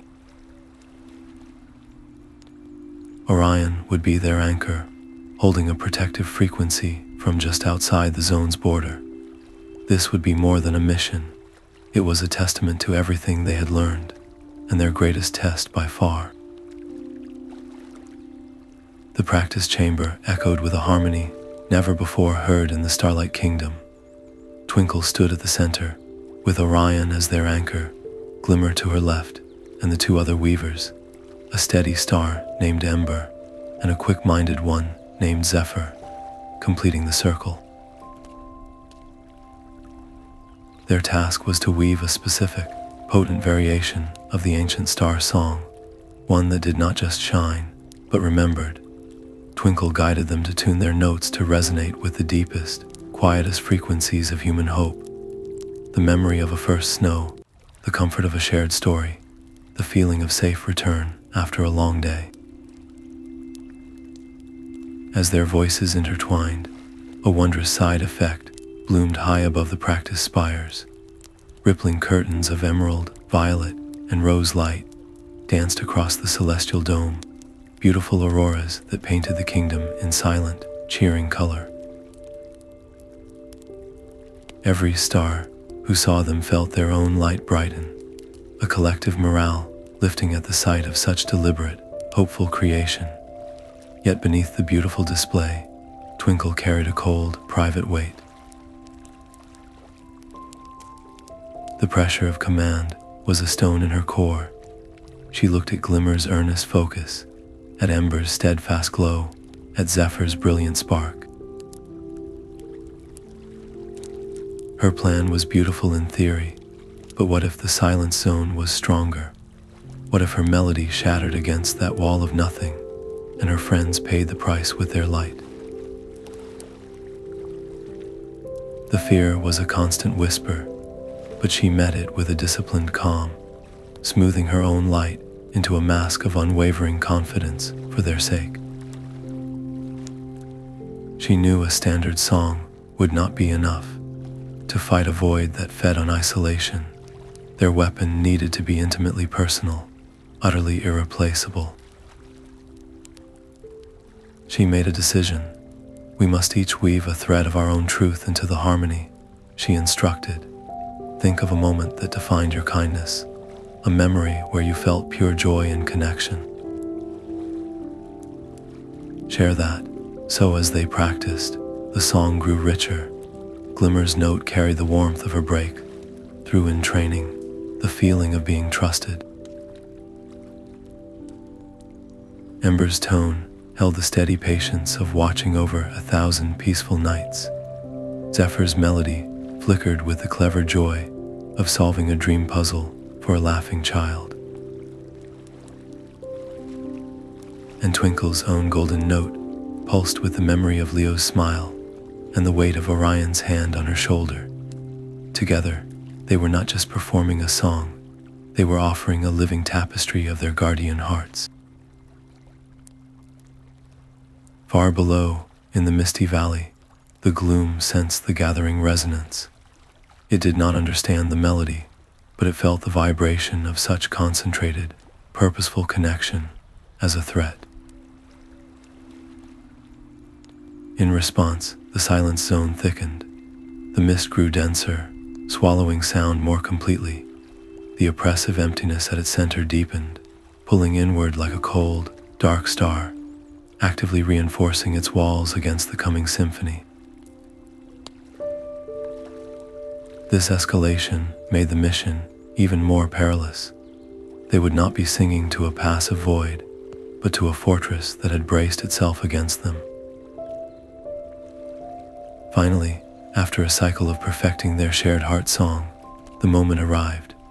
The harmony was flawless, a complex chord of light and memory that hummed between them, ready for release. Twinkle looked at her team, seeing not just fellow stars, but a family she had helped forge. Her own doubts were quiet now, not gone, but overshadowed by a profound trust in the song they had built together. With a final, steadying glance at Orion, who nodded his unwavering support, she gave the signal. As one, the 5 guardians turned from the kingdom's light and began their deliberate descent. A small, brilliant constellation, moving with single purpose toward the vast and waiting silence of the valley below. The ground at the valley's edge felt like packed ash beneath their light. No cricket chirped, no breeze rustled a single leaf. The silence was a physical presence, thick and cold, that swallowed every echo of life. Immediately, the vibrant glow of the 4 weavers dimmed, their light seeming to retreat inward under the immense, smothering pressure. A profound, aching sadness, not their own but imposed upon them, began to seep toward their cores, whispering that their song was pointless, that no one was listening, that they were already forgotten. Glimmer, standing beside Twinkle, let out a small, choked sound. Her light flickered violently, and she froze, her form trembling as the old terror from her training resurfaced, magnified 100-fold by the oppressive void. If she broke and ran, the formation would shatter, and their mission would fail before a single note was sung. Twinkle did not command or chastise. She simply reached out and took Glimmer's hand. The contact was a shock of warmth in the frozen air. Then, leaning close, Twinkle hummed. It was not the full, complex chord of their prepared song, but the very first, pure note. The same note she had used to defy the gloom in Leo's backyard. The note that was the foundation of her own courage. She poured the memory of that moment, the feeling of defiant hope, directly through their linked hands into Glimmer's flickering spirit. It was a transfusion of resolve, shared not as a leader to a follower, but as one guardian who understood fear to another. Glimmer's light steadied, then brightened in response, her trembling ceasing as she gripped Twinkle's hand tighter. The silent exchange stabilized the entire team. They drew closer together, their collective light forming a tighter, warmer circle against the chill. Every step forward into the valley was a battle against a deepening tide. The oppressive force did not attack. It simply existed, a weight that made their light feel thin and heavy at the same time. With each yard gained, the effort to shine required more focus, more will. The The sadness threatened to become a permanent coldness in their hearts. They all understood the terrifying race they were now in. If they did not reach the heart of this place and begin their concert soon, their inner lights would be so drained, so burdened, that they would lack the strength to sing at all. They would be trapped in the silence, becoming part of the emptiness they came to heal. Finally, they reached it, the heart of the valley. Here, the shadows were not an absence of light, but a tangible substance, deep and cold. It was the source of the silence, a well of nothingness. Without a word, the four weavers moved into position, forming a small, brave circle, facing inward, their backs to the encircling dark. They joined hands, creating a closed circuit of starlight. In the center of their circle, the air seemed to vibrate with potential, the only place in the entire valley where a song might still be born. They looked to one another, their faces solemn in their soft glow, and took a collective breath of resolve. The time for preparation was over. The performance against the void was about to begin. Twinkle gave a single, firm nod, and the circle of weavers began to sing. Their voices were not sound, but visible pulses of pure, colored light, emerald, violet, rose, and gold, that streamed from their joined hands. These luminous threads wove together in the circle's center, braiding into a brilliant, expanding sphere of melody and memory. It was their shared heart song given physical form, a miniature sun of hope that pushed against the suffocating silence. Where its light touched the deepest shadows, the gloom recoiled, its form writhing and thinning like smoke in a sudden wind. And within the sphere's radiance, faint, beautiful images began to flicker into being: the memory of a child's laughter, the cozy warmth of a blanket on a winter night, the quiet safety of a parent's hand. The silence was being answered, not with noise, but with meaning. The gloom did not retreat quietly. It recognized the source of this dangerous harmony.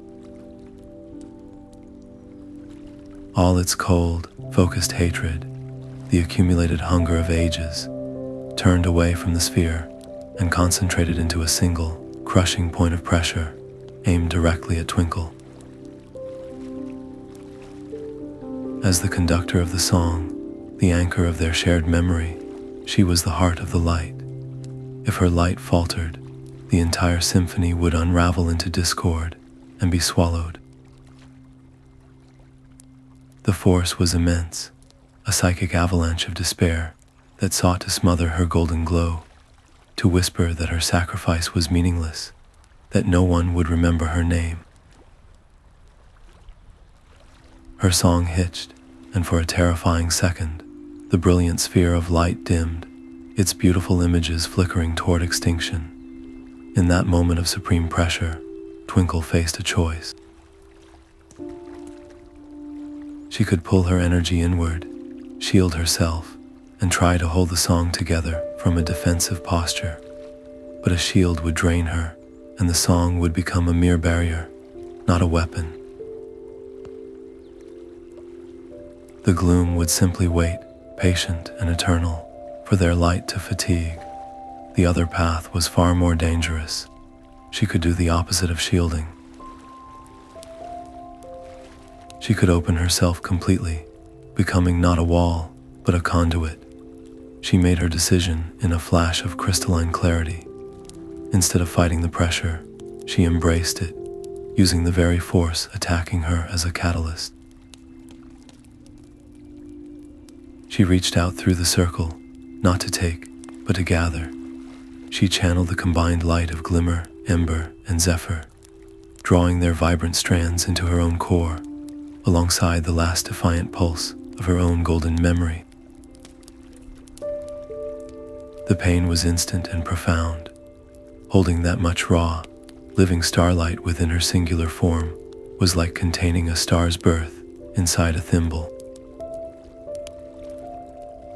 Her light flared with an intensity that was blinding, threatening to tear her apart from the inside. But she held it, focused it, shaped it with a will forged in backyards and healing fonts. She forged all that collective hope into a single, piercing beam, a lance of pure, condensed connection. With the last of her strength, she did not aim it at the gloom's vast, surrounding form. She aimed it directly into the cold, silent core at the heart of the valley, the wellspring of the emptiness itself. The beam lanced out, a silent streak of impossible color. It struck the epicenter of the darkness, and for one suspended heartbeat, nothing happened. Then, the valley filled with a soundless roar, a vibration felt in the soul rather than heard by the ear. The darkness did not simply retreat, it fractured. Jagged lines of brilliant light spiderwebbed through the gloom's form, and through those cracks, the real world rushed back in the distant hoot of an owl, the sigh of a true wind through the pines, the faint, returning hum of life. The silence zone was shattering, but the effort exacted its ultimate cost. The act of channeling and releasing that cataclysmic hope left Twinkle utterly, completely empty. Her brilliant light, which had just been the sun of the valley, flared wildly once in a final, explosive burst, and then went dark. She fell to her knees on the ashen ground, her form dimmer than it had ever been, a silent, fragile ember in the midst of the breaking storm. The shattering of the silence was a soundless symphony of light. Where the beam of condensed hope had struck, the dense, cold heart of the gloom fractured into a million glittering fragments, like black ice hit by a hammer of pure sunlight. The pieces did not fall, they dissolved, evaporating into wisps of harmless shadow that were instantly scattered and unmade by the restored, gentle starlight now pouring into the valley. With the oppressive void gone, the world rushed back in with a grateful sigh. The distant, comforting call of an owl echoed from the ridge, a real night wind, carrying the scent of pine and damp earth, whispered through the grass, rustling leaves that had been still for weeks. High above, the constellations seemed to lean in, their light shining with a renewed, focused brilliance directly over the cleansed land, as if the sky itself was smiling upon the place it had reclaimed. In the center of that victory, the cost was laid bare. The three other weavers, Glimmer, Ember, and Zephyr, slumped where they stood, their lights dimmed to exhausted flickers, sustained only by the relief of survival. But all their worry was for the still form at the circle's heart. Twinkle had collapsed, her once golden radiance now a faint, erratic pulse of pale blue. She was barely conscious, her form flickering in and out of solidity like a candle guttering in a final draft. The immense act of channeling their collective song had pushed her far past her limits, draining the well of her essence to a terrifyingly shallow pool. Orion was at her side in an instant, his own weariness cast aside. He knelt, gathering her fragile light into his arms with a tenderness that spoke of ages of guardianship. Without a word, he looked to the other three, and they understood. Summoning the last dregs of their strength, they extended their hands. From their fingertips flowed thin, sturdy beams of soft light, weaving together beneath Twinkle to form a gentle, radiant litter, a stretcher of pure starlight. With Orion guiding it, they lifted her, and as one, the battered team began their slow, careful ascent from the valley floor. They rose not in triumph, but in a silent, urgent procession, their prize not a conquered foe, but the precious, fading light they carried between them. The kingdom above held its collective breath. The brilliant auroras that had danced during their practice were gone, replaced by a watchful, anxious quiet. Every star, from the youngest spark to the eldest sentinel, could feel the tremor in the network, the glorious, echoing success of the silenced valley, now singing again, but also the profound, worrying weakness at its center, where Twinkle's unique signature flickered so faintly. The immediate, monstrous threat was gone, but a different kind of shadow now loomed over their hearts. The fate of their boldest dream, the spirit of their new era, hung in the balance, carried on a litter of light through the silent sky. And as they climbed, the first proof of their victory blossomed silently below. In the bedrooms of the town, children who had slept fitfully for weeks stirred, then settled. Frowns of subconscious worry smoothed away from their faces. Gentle, sweet dreams, woven from the very first threads of restored belief, began to form simple dreams of flying kites on a sunny day, of finding a perfect, smooth stone by a river, of laughing with a friend.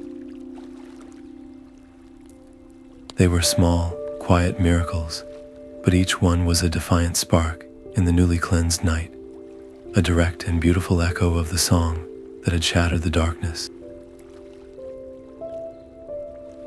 The mission had succeeded, but the journey home was now a race against a different, more intimate clock. The river of light began as a single, hesitant spark from a small star on the far edge of the Lyra constellation. Then another followed, and another, until the heavens themselves seemed to weep gentle fire. A shimmering stream of kindness flowed from every corner of the Starlight Kingdom, each guardian star voluntarily gifting a tiny fragment of their own essence, a whispered prayer of light into the central healing font where Twinkle rested. It was a sacrifice offered not out of duty, but from a shared heart, a recognition that her light belonged to all of them now. The font, which had glowed for her once before, now erupted into a brilliance never before seen. It became a miniature galaxy contained within the basin, swirling with the combined colors and memories of a million stars. Within that cosmic cradle, Twinkle's fragile flicker did not just heal, it transformed. Her light, once a warm gold, refined into a luminous white gold, a radiance that held both the gentle warmth of a sunrise and the steady, powerful clarity of a noonday sun. It was the physical manifestation of a kingdom's love, forged in the silence of a valley and tempered by collective hope. Yet such a profound mending was not a simple erasure. In her deep, healing sleep, Twinkle's spirit journeyed. She dreamed not of peaceful meadows, but of the valley. In her dreams, she stood again in the ash-filled silence, the crushing pressure of the gloom surrounding her. But this time, she was not alone. Each tiny spark donated by her fellow stars became a companion in the dream, a flicker of courage from Cassiopeia, a pulse of resilience from Ursa Major, a whisper of empathy from Orion's belt. Together within the dreamscape, they faced the memory of the trauma, not to fight it again, but to witness it with support, to slowly drain the memory of its isolating power and reframe it as a story of unity. She was working through the hardship, surrounded by the very community her actions had helped to unite. When her eyes finally opened, the white gold light in the chamber steadied into a calm, profound glow. Her first feeling was not of triumph, but of a debt so immense it humbled her core. Her first decision, made before she even rose fully from the font, was one of profound gratitude. She would not offer a general thank you to the kingdom. She would go to them, and so she began a pilgrimage. She visited the busy, musical stars of Lyra, bowing to each one. She traveled to the steadfast, ancient sentinels of Draco, listening to their slow, wise stories. She soared to the playful, dancing lights of Corona Borealis, sharing in their joy. In each constellation, she expressed her thanks personally, not as a hero receiving praise, but as a member of a family acknowledging a priceless gift. She listened more than she spoke, learning the unique hopes and quiet worries of every corner of her world. These personal visits did more than express thanks. They wove a new kind of magic. They strengthened the bonds between the stars in a way grand decrees from the council never could. Twinkle was no longer just the first dream weaver or the vanquisher of the silence zone. Through her deliberate, humble gratitude, she became something more essential, a beloved leader, a living symbol of their unity. Her light was now literally made of theirs, and her heart beat in rhythm with the entire kingdom. This unity was their greatest strength, a fortress of shared purpose that made the entire celestial realm more resilient, its collective light far harder for any future shadow to dim. The air in the kingdom began to buzz with a gentle, excited energy. The Star Council, recognizing the profound shift, called for a grand assembly. Guardians from every constellation streamed toward the central spire, their lights mingling in a dazzling, silent crowd. The anticipation was a tangible hum. They had gathered to honor the team, to celebrate the valley's liberation, but every star's gaze was drawn to the figure at Orion's side, her white gold light, a quiet beacon. What would she say? What would the heart of their kingdom, forged in silence and kindness, choose to do next? The amphitheater of Starlight held a silent, shimmering multitude. Before the gathered constellations, the High Counselor's voice wove the story of the valley into the very air, the oppressive silence, the desperate song, the shattering light. Then, with a gesture that drew threads from the auroras themselves, the counselor crafted 4 luminous symbols. They were the crest of the eternal dawn, a mark of supreme honor, bestowed only a handful of times in the kingdom's long history. One by one, the crest settled over the hearts of Twinkle, Glimmer, Ember, and Zephyr. They were not heavy metals, but delicate, living emblems that pulsed with a soft, warm light, a constant, gentle connection to the celestial network and to each other's strength. Twinkle felt its weight not as a burden, but as a profound responsibility. The thunderous, silent applause of a million stars was a wave of adoration that made her feel both incredibly proud and deeply humble. A flicker of anxiety touched her core. Could she ever live up to this title? Would the expectations now crush the very spirit they celebrated? Her gaze found Orion's in the crowd. He stood with his own quiet pride, and in his ancient, steady eyes, she saw not expectation, but simple, unwavering faith. That look was an anchor, and her racing thoughts stilled into calm resolve. Then the counselor turned to her. The amphitheater fell into a hush of anticipation. All awaited the words of their newest legend. Twinkle stepped forward, the white gold light of her crest glowing softly.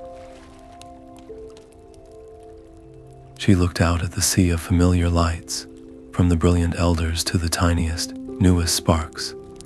Her voice, when it came, was clear and carried the warmth of shared memory. This honor does not belong to 4 stars alone, she began. It belongs to the spark from Lyra that reminded me of joy, to the patience of Draco that taught me steadiness, to every single light that gave a piece of itself so that I might stand here today. The true power that broke the silence was not in one beam, but in the unity that forged it. Our strength is, and always will be, our shared purpose. Her words were not a rehearsed speech, but a genuine reflection of her heart, and they resonated through the assembly with the force of truth. A ripple of profound agreement moved through the crowd, a collective brightening that was more powerful than any cheer. In that moment, the crest on her chest seemed to glow a little brighter, fueled by the affirmation of the very community it represented. The immediate consequence of her humility was a surge of renewed commitment. As the assembly concluded, a current of determined energy flowed through the kingdom. Stars who had watched from the sidelines, inspired not just by the victory, but by Twinkle's acknowledgement of their collective role, now stepped forward. A new, larger wave of volunteers streamed toward the Dreamweaver training grounds, their lights shining with a purpose that was personal and communal. The program was no longer an experiment. It was the beating heart of the kingdom's future, and its network of gentle guardians was poised to expand further across the earth than anyone had previously dared to dream. As the gathered constellations began to disperse, their lights weaving beautiful patterns in their departure, Twinkle lingered for a moment at the amphitheater's edge. She looked past the shimmering spires of her home, down toward the swirling blue marble of Earth. In her mind's eye, she did not see continents or oceans, but a tapestry of sleeping homes. She saw Leo, his Nightlight a steady sentinel. She saw the children in the once silent valley, now dreaming simple, sweet dreams of kites and rivers.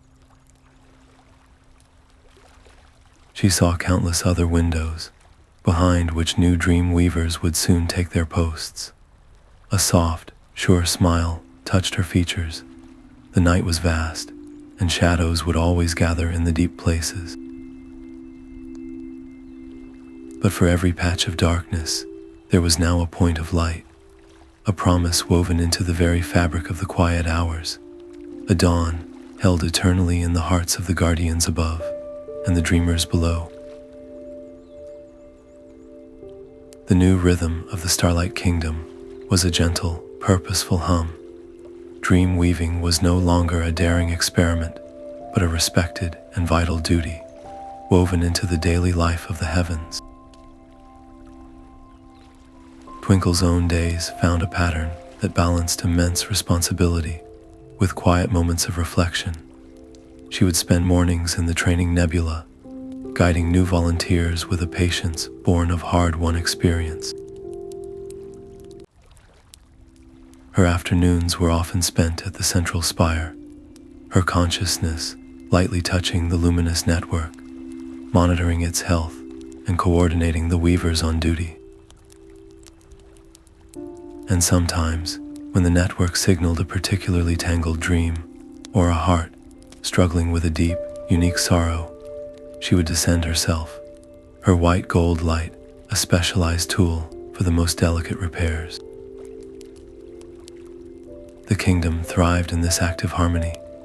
Reports from the borders told of Gloom incursions that were now rare, isolated events, like small, cold eddies in a warm river, easily dispersed by a nearby weaver's focused song. The celestial realm felt more connected, more alive than it had in countless ages. Yet, in the quiet between her duties, a soft, private feeling would sometimes stir within Twinkle. She would watch a cluster of young, unnamed stars laughing as they practiced their constellation dance. Their only concern the precision of their formation and the joy of their shared light. In those moments, she felt a faint, nostalgic ache for the simplicity of her old life, when she was just one point in a beautiful pattern. known only to her stellar family. The weight of being a legend, of having every star know her name and story, could feel strangely heavy. It was a quiet conflict between the celebrated guardian she had become and the simpler self she remembered. To honor that memory, she made a conscious decision. She carved out sacred time for herself, slipping away from the spires and the network to visit her old place in the constellation. There, she would simply shine, doing nothing but holding her position and feeling the familiar, comforting hum of her siblings' light beside her. It was not an escape from duty, but a necessary grounding within it, a way to balance the vastness of her role with the core truth of what she was, a star. This personal equilibrium was as crucial to the kingdom's safety as any network alert. The peace they now enjoyed was profound, but it was not permanent. The gloom was not extinct. It was a patient, ambient hunger in the universe's coldest corners, and complacency was now the most dangerous enemy. Eternal vigilance was the price of their golden age. One evening, as Twinkle reviewed lesson plans for a new class of weavers, a unique pulse traveled through the network. It was not an alert of distress, but a gentle, warm vibration, carrying a specific signature she knew as well as her own, a resonance mixed with crayon wax and bedtime stories. It was a message relayed through the dedicated thread connected to Leo's home. The boy had drawn a picture. With careful, colorful strokes, he had depicted a golden star with a kind face, hovering outside his window, and in large, looping letters at the bottom, he had written 2 words, "Thank you."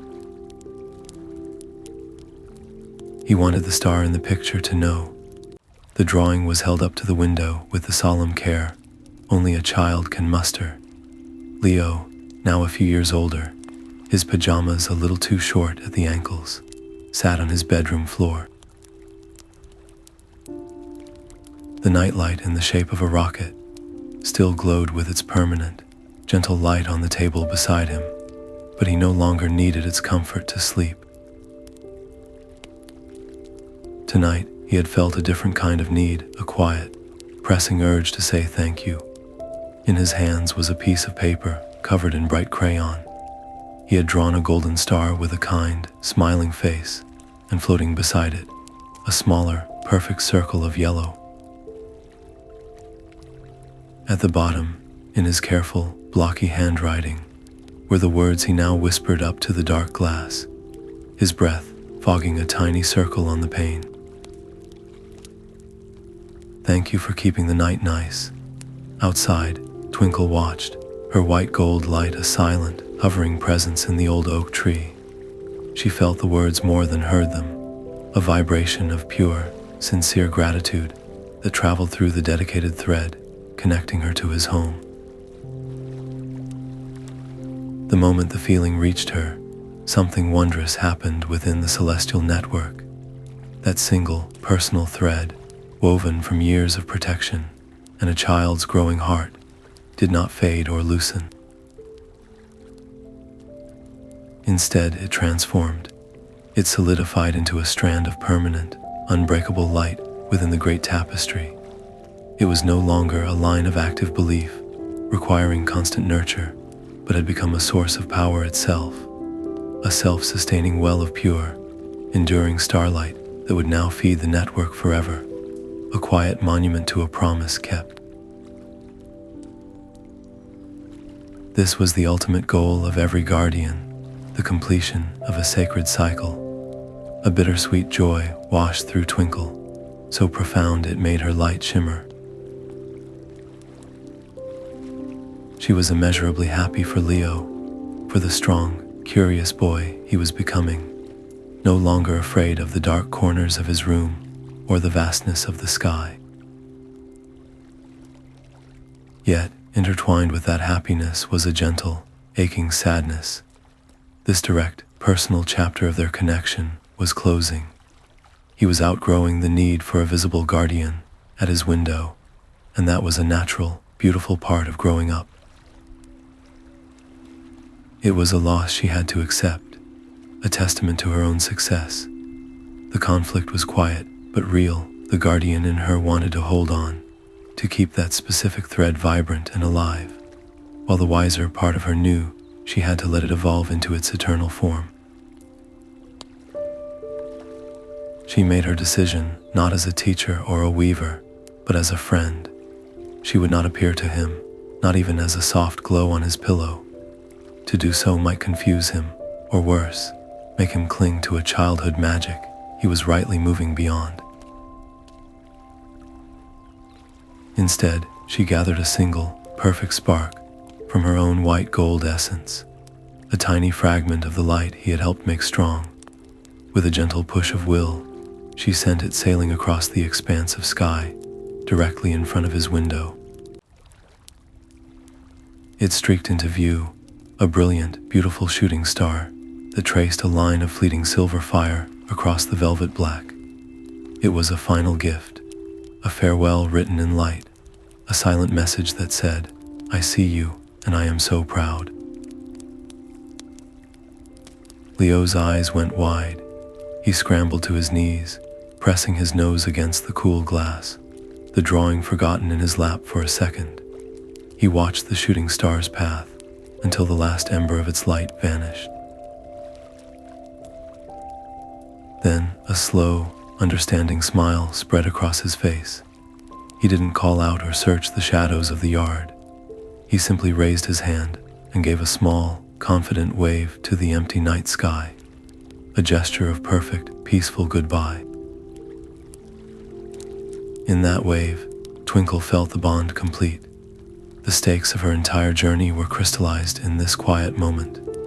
It proved that the work of a guardian did not end when direct belief faded. The protection, the memory, the feeling of safety she had helped cultivate, that remained. It became part of him, a quiet strength he would carry into all his future nights, long after he stopped looking for stars in his window. Watching Leo finally climb into bed and turn off his lamp, the rocket nightlight taking over its watch, Twinkle felt a profound sense of peace settle over her own light. Her work was not finite, it was eternal. For every Leo who grew up and waved goodbye, there was a new child in a new home, taking their first nervous glance at the dark. The cozy vigil never ended. It simply moved to the next window and the next. With one last look at the sleeping house, now forever anchored to the kingdom by a thread of permanent light, Twinkle turned her gaze toward the sprawling tapestry of earth below. Her golden light pulsed once, steady and ready, and she began to glide silently toward the next pinpoint of flickering belief, waiting for a guardian's gentle touch. The amphitheater of Starlight held its breath. Before the assembled constellations, the High Counselor's voice had just woven the final thread of the valley's story into the air, a tale of silence, shattered by a shared song. Now, all luminous gazes turned to the center of the platform, where Twinkle stood. Her light was no longer the simple gold of a curious young star, nor the fragile flicker of a nearly lost ember. It was a steady, radiant white gold, a luminescence that seemed to hold within it the gentle warmth of 1,000 sunsets and the unyielding clarity of a diamond. This was not just her light anymore, it was the light of the kingdom itself, given back to her, refined and magnified by their collective gift. The crest of the eternal dawn glowed softly over her heart, a living emblem of their unity. The moment of recognition was complete. The victory was celebrated. Now came the moment of covenant. She stepped forward, and the silence was not empty, but full of a profound, waiting hope. She did not look at the council or at the brilliant elders. She looked out at the sea of stars, from the ancient, slow-pulsing sentinels to the tiniest, newest sparks, just learning to hold their place in the sky. Her voice, when it came, was clear and carried the weight of everything she had learned, from a lonely mossy hollow to the heart of a breaking void. "Honor is not a crown for one to wear," she began, her words simple and direct. "It is a promise we make to each other. The gloom taught us that isolation is its weapon, but in that valley, we discovered our true strength is not in how brightly one star can blaze alone, but in how we can weave our light together into a shield of shared purpose." She paused, letting the truth of her words resonate through the countless points of light. Then she continued, her tone shifting from reflection to declaration. "I stand before you not as a hero returned, but as a guardian who has seen both the depth of the darkness and the unbreakable power of a single, caring light. And so I make this vow to every star here and to every sleeping heart below." She raised a hand, not in triumph, but in offering, and her white gold light intensified, casting soft, beautiful patterns that danced across the faces of the assembly.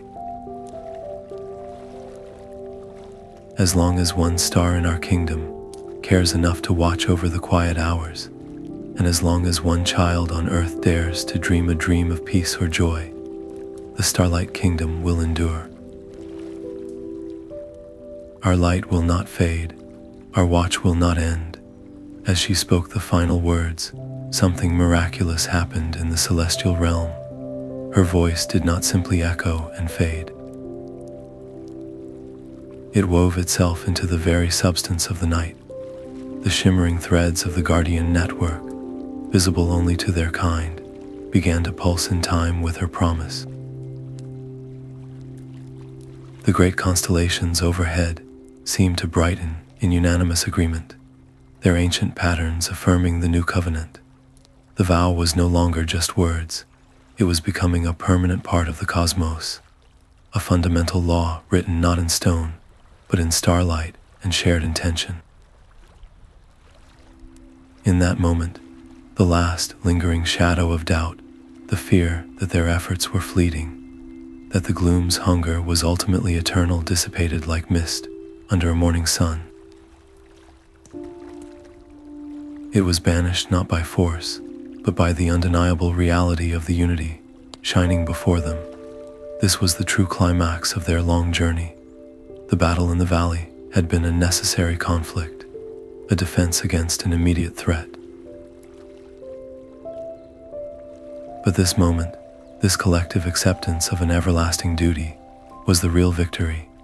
It established a new and unshakable foundation. The old ways of distant, silent watchfulness were forever transformed into an active, compassionate partnership.